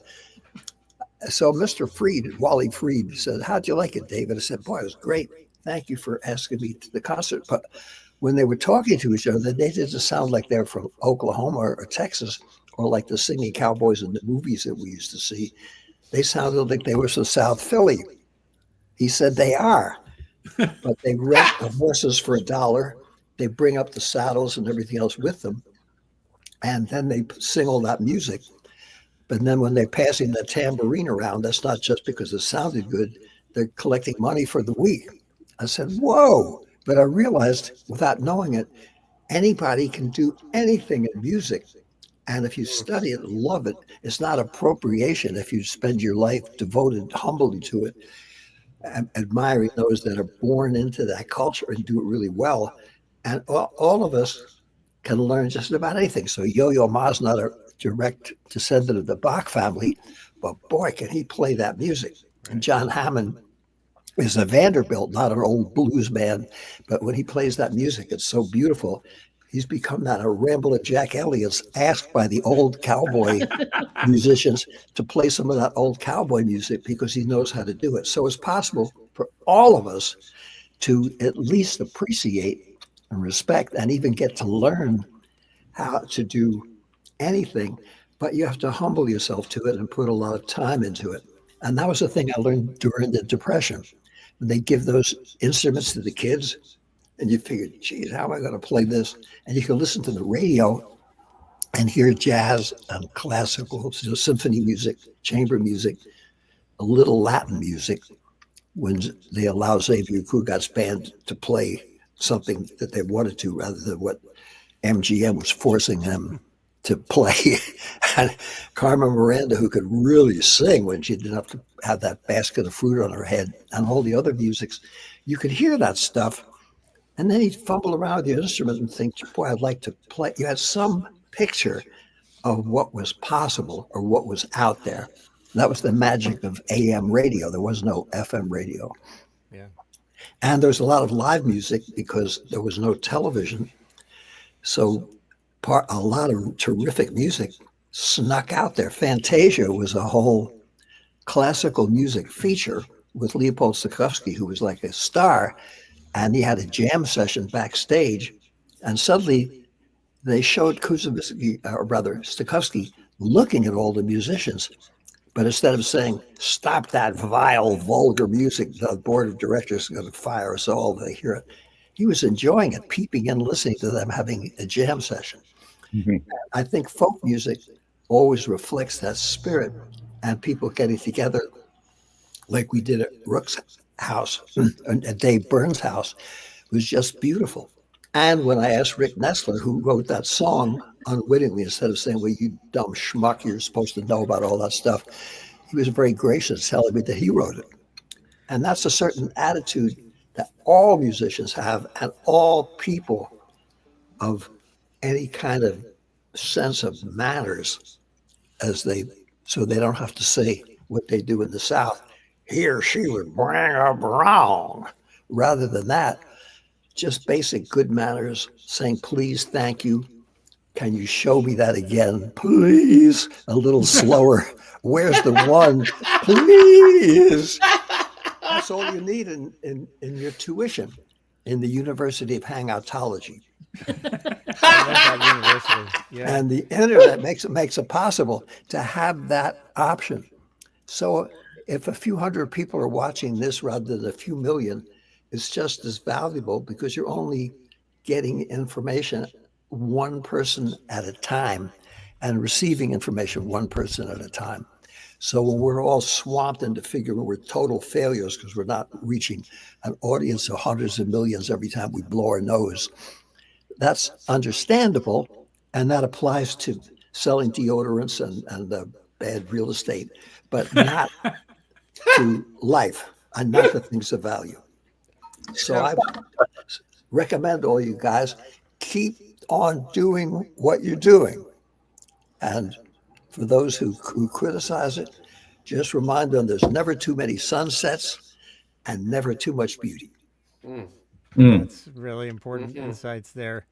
And take it one at a time. I'm just going to show a very brief clip. I videotaped this maybe, 15 years ago when you were playing with the Rivertown Kids, which also demonstrates the value of local music. You know, Dan Einbender, Pete Seeger, and you. So just for a second here, this is Red River Valley.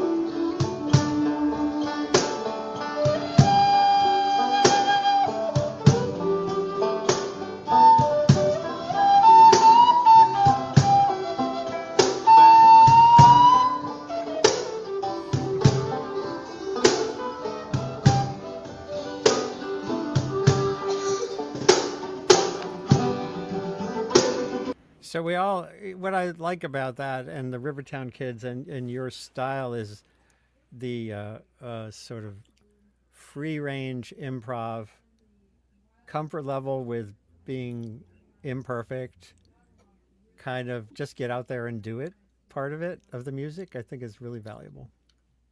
Well, I think all music, my favorite part of that is the way Pete just plays the melody when we're playing it together.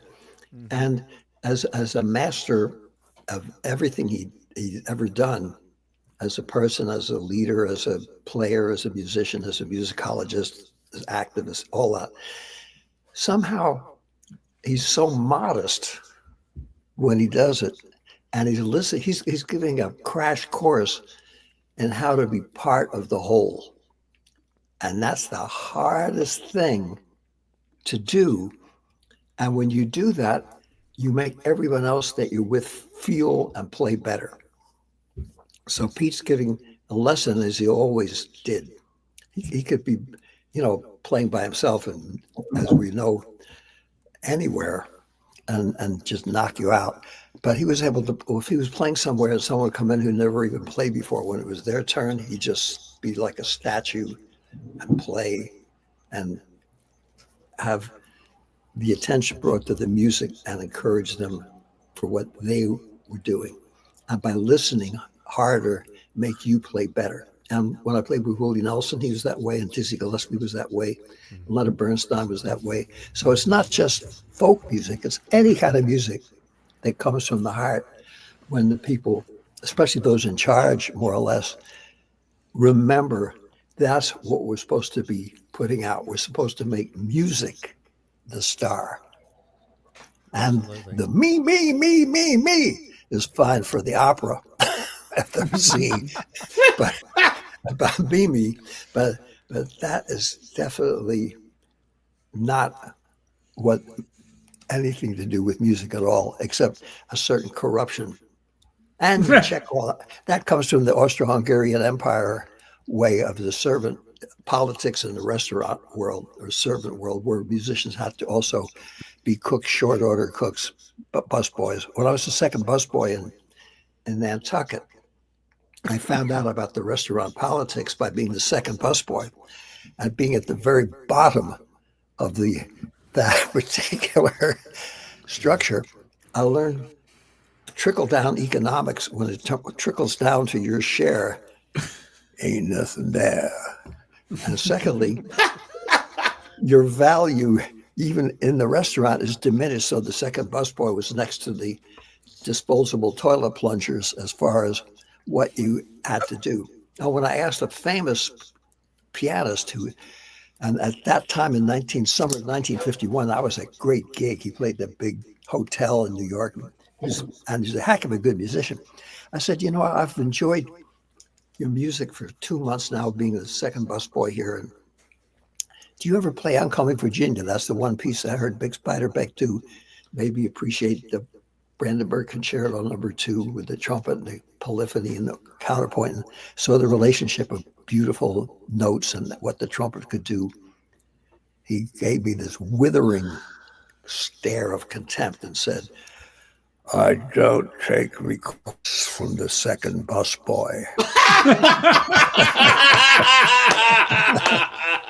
So when I became conductor in residence with the New York Philharmonic, I was ready for the atmosphere that I knew would be there essentially. And the fact that when I said respected those fantastic musicians, they at first thought I must have a mental problem because I was even speaking to them if they weren't in an important position in the orchestra. And also, a lot of people resented Leonard Bernstein because he was friendly and open to everybody.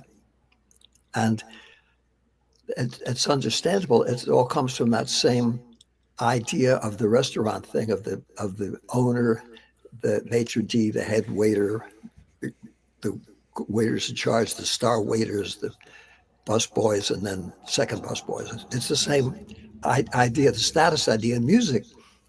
You forget about that because the music is the star. Mm-hmm. So it's a real good, healthy thing. Anytime a bunch of kids see any of you guys and gals play, they're getting a picture that grown-ups also can do something they love to do, that men and women don't have to hate and be a competition with one another or each other, and that performing arts are not about preening and showing off and shaking your butt to outdo everybody else, but rather to try to paint a picture of some kind or celebrate a moment and make the moment that you're doing a precious one that people will remember the rest of their life. So every time you go out and do it, it's valuable, whether it's on a street corner, at a coffee house, at a friend's place, or Carnegie Hall. It's all the same thing. Once you see that that's what we're supposed to be doing, we're supposed to be servants of that music. But then, and love it. But then if you think that way, you don't despise yourself anymore. You don't hate your heritage. So you don't despise and hate other people's heritages just because you figure they're the others. As a result, you don't want to buy 95% of what's out there because it's based on us feeling we're repulsive, but will be less disgusting if we buy this and buy that. And therefore, the whole economy would sink immediately. But people at advertising, I said, man, you guys are so good that the ads are now better than the programming. And sometimes you hang on to, not to see the program, but to see what kind of ads they're going to have. They said, well, we can advertise anything. And if it's really good, it doesn't even need advertising. So eventually, when the times come when we developed ourselves culturally here, everybody's going to kind of sense what's real and what's not, because we'll be in a society where everything is more for real. So rather than being a bunch of no goodniks that sleep late and are accused of all kinds of nefarious activities. By default, we've become role models for how everybody should raise their kids and how everybody should try to get along and respect one another. And I think the music shows that. And we just pray that folk music will always stay that way and will re-encourage everyone else the beauties of that music. What I'm trying to do when I go to the Folk Alliance International is to get a lot of people who just play Michael Row Your Boat Ashore, which is beautiful, and say, you'll enjoy that, play that even better if you can hear a Turkish chef to telly, gong ki ding ki ding, gong gong ging, gong ki ding ki ding, gong gong gong gong gong, and hear what goes above that, and hear the Afro-Cuban clave, that, and the counter rhythms they'll go against that, which I didn't invent.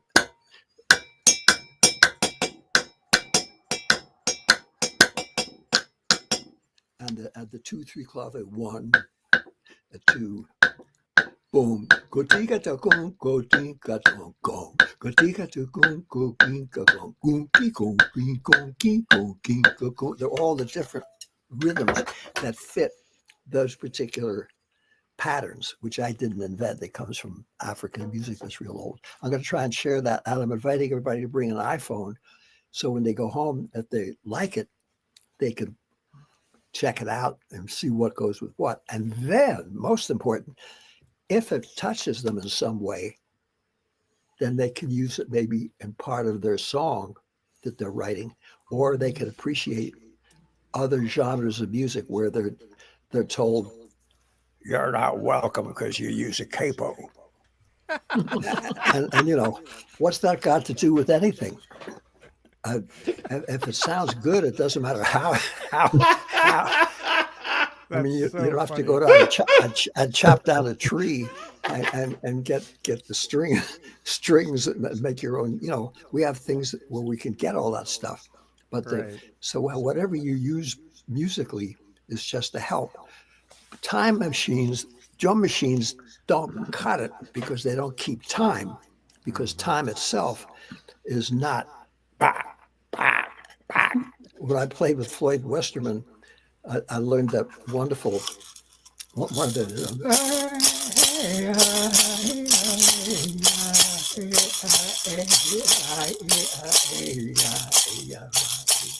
different part of the rhythm.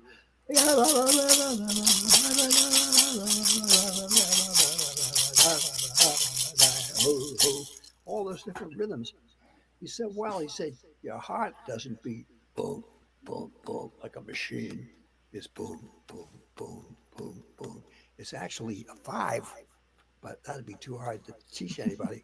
So it moves along, but you just follow the heartbeat. And all rhythm is also constantly changing, because a real good drummer, good guitar player, good anything will always sort of go with what's happening and keep it together. A drum machine is nice, but it doesn't do that. It's like a metronome, and it's a machine, so it doesn't really keep time. And my hope is when I do a rhythm workshop, I can show the 10 or 15 different kinds of basic rhythms I've learned and help everybody else to use that for listening. And I'm trying to get it together myself. So when I write stuff for a symphony, I'm taking everything, all those good feelings I've learned from every other kind of music, and trying to put that in so that when I write it down on paper and people pick it up, they won't just say, I should have been a career cement mixer or a accountant or going to law school instead of this. Maybe it'll make them feel something. They put in their feeling, and when they play it for other people who are listening, then you have music. So being a classical composer is only part of that, not the Achtung, you Schwein, I'll bet you'll never be able to play this because I'm a genius and you're just an interpreter. You just suck because you don't write it and you're not improvising. Yeah. That's another Austro-Hungarian Empire restaurant politics way of thinking. Is got that.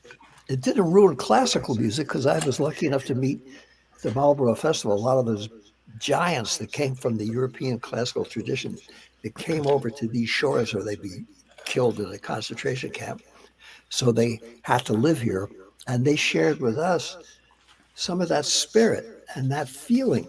And all those composers loved folk music, and they loved the folk music of their country. And they did say folk music is about political change and belongs only to one branch of the left wing. They felt folk music is for everybody because it's from everybody.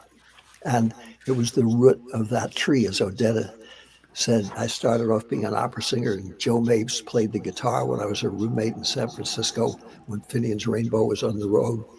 And I started listening. I said, man, she said, that's why you have the Odetta that you know today. So whatever you do to express yourself, remember folk is the root of the tree.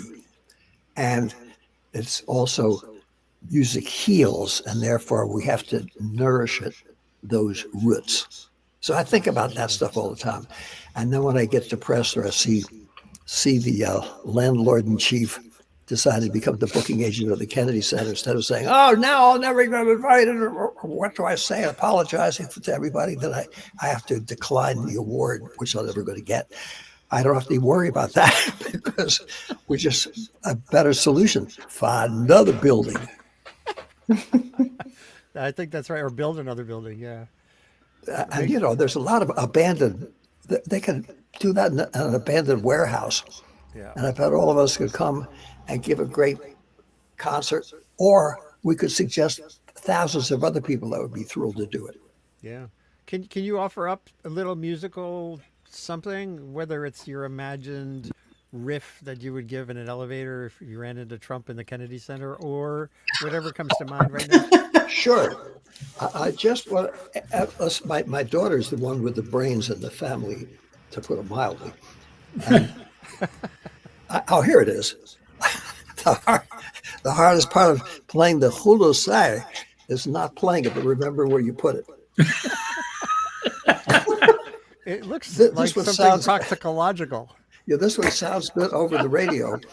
I mean, over Zoom, and I wrote a piece, theme and variations, called "This Land Theme and Variations" on the beautiful song "Pastures of Plenty," and in fact, I'm recording it for Nora years afterwards. But they had me write a symphony, and I thought, boy, if she and Arla come down to the Lincoln Center Jazz Club, where I was invited by Winton's group to play there, they hear me playing this thing, or Woody Guthrie song, and they'll ask me to burn the symphony up and get someone else.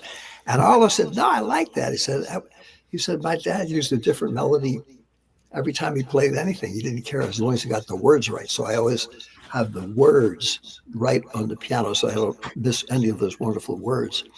And this is one that I used as part of the piece. It's from China.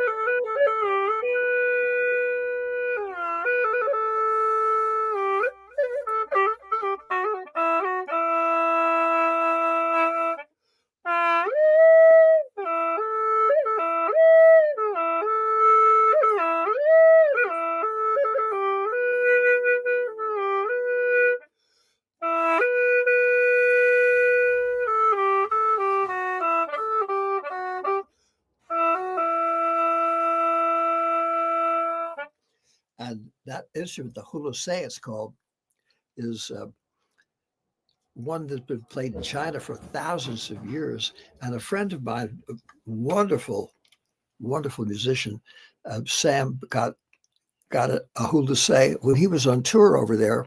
So I found someone else who plays this instrument as well. So now there's two of them in the United States. And I figured we can make a record called Dueling Hulu Sais. maybe like that wonderful record that they made with the two banjos for Deliverance. That'll encourage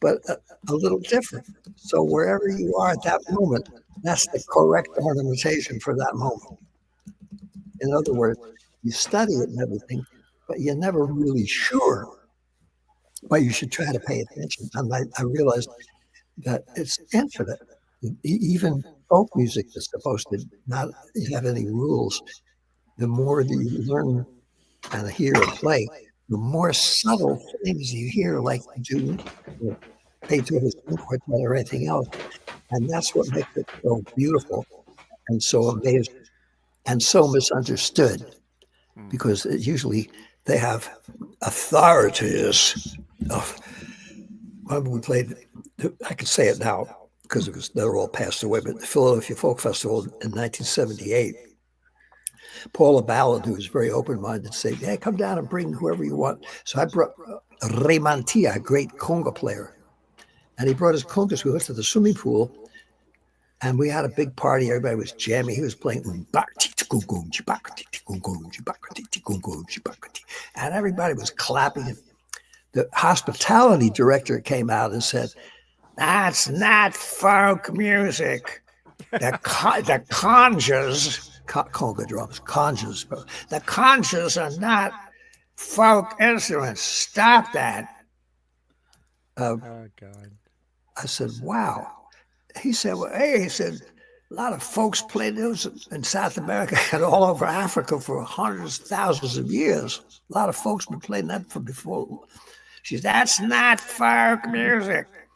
Now, there's so many people, since the singer-songwriters took the scene, that when I go and I play a Sligo song, you know, a jig or a planksty or something like that, or Michael row the boat ashore, I'm suddenly, instead of being the weirdo, freako, bipolar, what the hell is he doing here, outsider, I become the old folky because I love to play that music in addition to other stuff. Because it's, once you see it's beautiful, then you understand there might be a language that you're still trying to learn, but you don't exclude it like it doesn't exist. And I think it's wonderful that now they're opening up the doors at these big folk alliance places, and I'm honored to come and play there. But they're actually trying to show all the people in the world have their own folk musics in the plural, and all of us should be acquainted with that as much as possible. And I think all musicians should do exactly what Odretta suggested, which was that is the root of the tree, and it's inherited wisdom, and it's something beautiful, and it's for everybody. So I wish that we could get a chance to go to the new booker of the Kennedy Center and sit down in his living room, invite him to come and sit in and play the tambourine or something, or listen and have a good time, sing along, and feel that, and have his children feel that, and his friends feel that. That'd make a whole difference. And they don't have to become any particular religion or even change their politics. They just could be enlightened to what's beautiful and what's for real and what's been keeping people together since they were in the caves and said, it's cold in here. We need more heat. We need more heat, please. You know, singing and playing, that's been going on for a long time. And it's good for the soul. You're reminding me also. Sorry. You know, you all know that. I mean, otherwise you wouldn't be on this program or listening to this or doing what you're doing anyway. But it's important, and everything. It's also, sorry. And you all, what you do, you're all important too. And as far as the music industry, what they think about what's representing, what's valuable or not, we have more landfills in addition to prisons than any other country in the world. But you can't put all good music in jail or find a place to bury it. So we just have to sneak out there and keep doing something beautiful anyway and hope for the best, whatever we have to do to pay our rent. And I believe you're worthy doing it. And the plus side is that when you get to be 94 like me, you might not make as much money, to put it mildly, but you have a nicer life, more friends, better kids, and more fun than most of your contemporaries who haven't expired from misery, grief, and self-despair and self-hatred for what they didn't do or what they couldn't do or what someone else did. They got more than they got. And it's a different way of living, and it keeps you going. And also it's humbling because you realize how much better others are than you, and therefore you try to hang out with them and make every day a learning lesson. Absolutely. And one of the things you mentioned that I hope everyone can take away is that anyone can do this, and that the local music, if you're off Spotify, you can have music in your living room and have it be a jam session, and it crosses a lot of political boundaries. Here in Maine, back in the Hudson Valley, we all play with people back in the Hudson Valley who were starkly different politically than us, but who convene through music, through the beat, the common beat. So absolutely. And I think trying to make us as spokespeople for the left wing is just as bad a trap as people who play country music are supposed to be spokespeople only for the right wing, or make it about geography, about race, about sexual orientation, anything. All that stuff, that's fine. And it's good for selling overcoats and keeping people occupied and thinking. But that's got nothing to do with anything except their opinion from what they know. And sometimes they can give you a good suggestion. Love is a two-way street. So sometimes you can learn something. And when I go down and play in Oklahoma and Texas and places that aren't noted for their radical left-wing activities, if you act right and you love being there and you have respect to people and respect the music you're playing for, nobody cares after a certain point. Or they'll appreciate what you're doing. They'll appreciate you rather than your geography or who you voted for. Plus the fact we're supposed to have at least two major parties or two ways of thinking. So there's different sides to each issue. And usually it seems to come down now that we're in this severe thing where full greed ahead is the watchword of the day.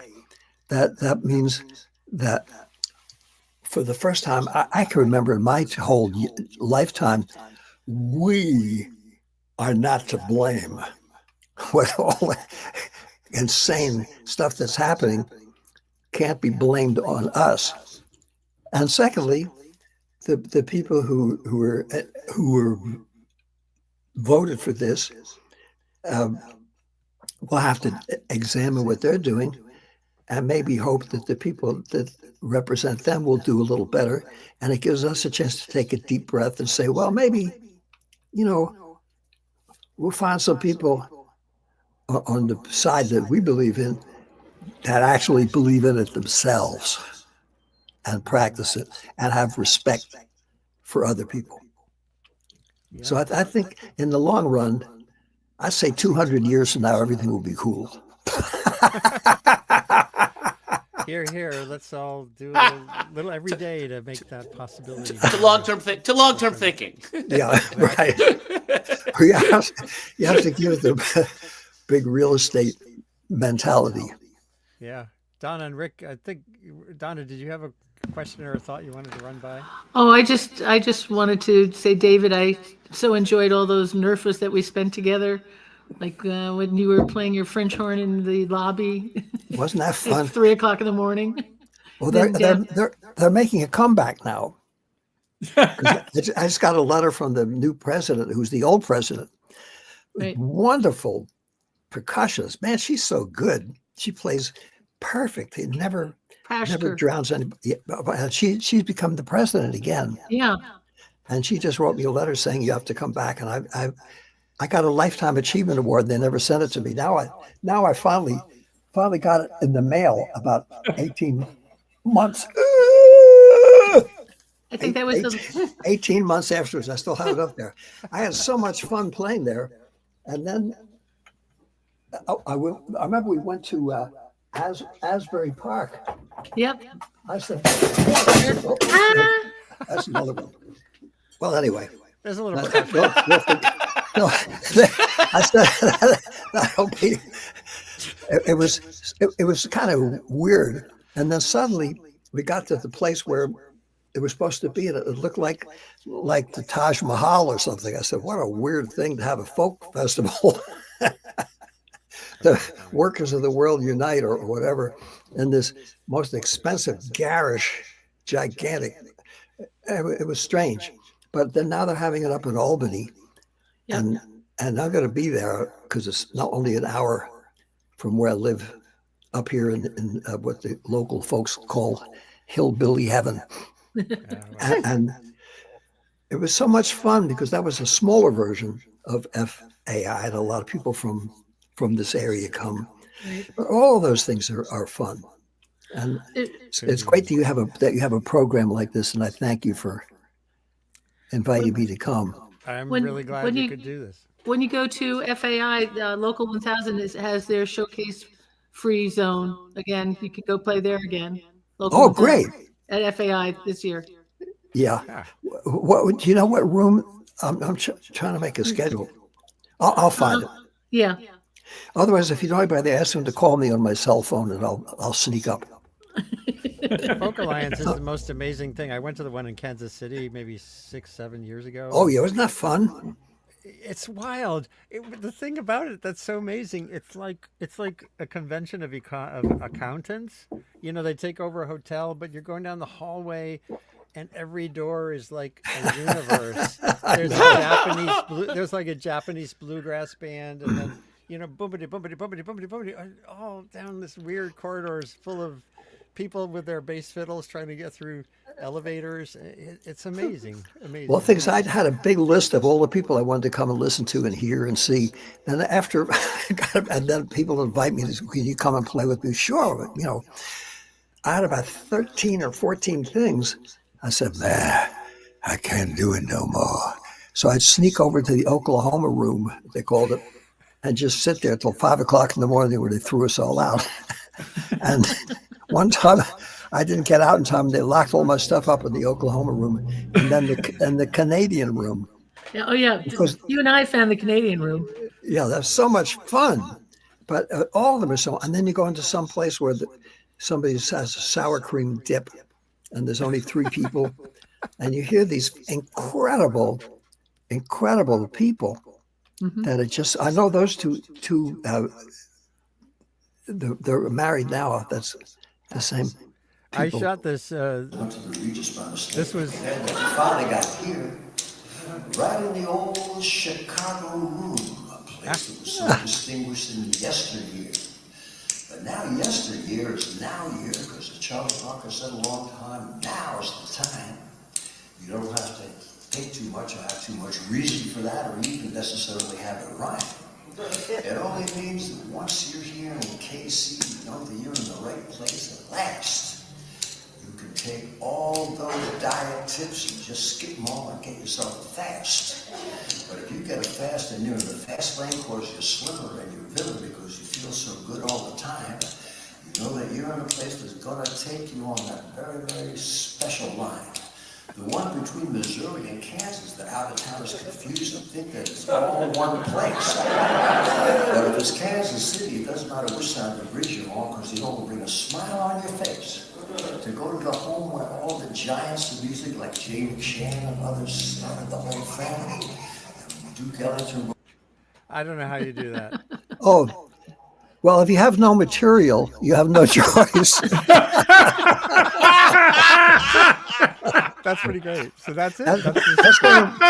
I consider Desperation. that. I've been doing that my whole life. That's sort of like summer camp entertainment. But a real songwriter, like Rick Nessler writing that song about the river that flows both ways, like a Shakespeare sonnet, just in that much space, you have a story or a poem or a feeling that will remain in people's lives, that's a hell of a thing. Yeah. So Steve Goodman said, look, man, he said, that's great. You do those 25 minutes rhymed introductions. But if you keep it short, and just the way you do when you're writing your classical music, and keep it organized, and take a few things and develop them. He said, songwriting, folk music is an art, just like everything else. So I thought about that. I can't quite do it. So what I do is now when I go to folk festivals and things, I'm not slumming. I'm actually learning how I'd like to be. What Charlie Parker himself said, why he loved folk music and loved country songs. He said, because it goes right from your heart to the heart of the person listening with no BS in between. Well, I love that idea of learning how to be at the age of 94. Well, I think that's what you're supposed to do. That's supposed to give you, it proves that you, now that you prove that you've been dumber longer than younger folks, then you say, geez, I better figure out something before I leave the planet. So it keeps you hopping. It's not fake modesty. It's just a big dose of reality, more reality, and see how much is out there. Or when you're lucky, like all of us are, to travel to different countries, or go to different places, and you go someplace, people are doing terrific, and they got their own language, their own culture. You suddenly come to the realization they're doing fine without me. I have one small thing to add, if I may. Please. My mom is 94, and she lives in Blue Hill, and she's at a place called Parker Ridge. And I'm kind of part of her caretaking staff at this point because her memory is going. And she says, Jeff, my memory's going. I don't remember what you asked me to do 15 minutes ago. And I say, Mom, that's not a problem. Everything's always new. That's right. That's right. That makes her smile, which is all I need to do. Well, that's true. You can't get jaded if you forgot what it is you're supposed to be angry about. Exactly. Yeah. Letting go, in a certain way. There's that's part of it. Waking up new every day. So I think we probably should call this to an end. It's been a wonderful morning. It's here in Maine, the snow is starting to come in a little bit, but it's not the kind of blizzard we thought we were going to have, which means I should probably stack wood and do other things. But this is a regular, it won't be every week. It won't be every Sunday, but David, if you should always feel welcome to come by and jam with us, verbally or otherwise. It's just a gift to listen to you. Well, maybe, remember they used to have the Tompkins Corner, we used to call it the Tompkins Corner Stadium about 30 years ago when I had a farm up on Peekskill Hollow Road. And then they had all the women come down with their dyed blue hair and the chairs out, the police, and they were playing bebop and music from Egypt. People were saying, what? But it was fun. And now they've, Judy Allen and so many other people have knocked themselves out and somehow got that church and turned it into this culture center. They're having their 10th anniversary all this year. So I'm going to drag my teenage carcass down to one of those nights just to play. I'll have to come down. I'm coming back to the Hudson Valley around Earth Day. I'm going to play at the Town Crier in their little room. Oh, that's great. April 20th. And, well, if any of you folks see other people in Beacon, say I send my love from up here in West Camp, they call it. It used to be called Cementin because it's an old abandoned cement emporium that went bankrupt. So they still have all the old buildings up and no cement, to my knowledge. Wow. But it's great. I'm staying in my second daughter's little teeny farmhouse, and it's wonderful for writing music. And another book I'm writing is quiet. Wow! But I miss Beacon. It was so much fun. Going to Dave's music store and then spending the whole day there. It's a great haven. Yeah.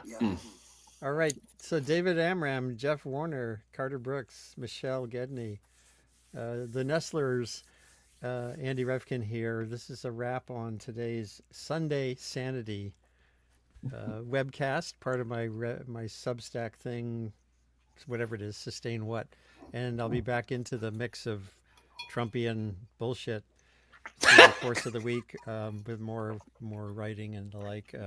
Share this with others as you find it, and it'll be recorded and shareable right when we're done. And that's just been a wonderful gift. David, farewell in Montreal. Have a great trip there, and again, good luck to everybody. See you around. Jeff, I'll see you next week. Hugs to Lisa. Hugs to Lisa always, yes. And maybe I'll get the dogs on our next webcast. So thanks again.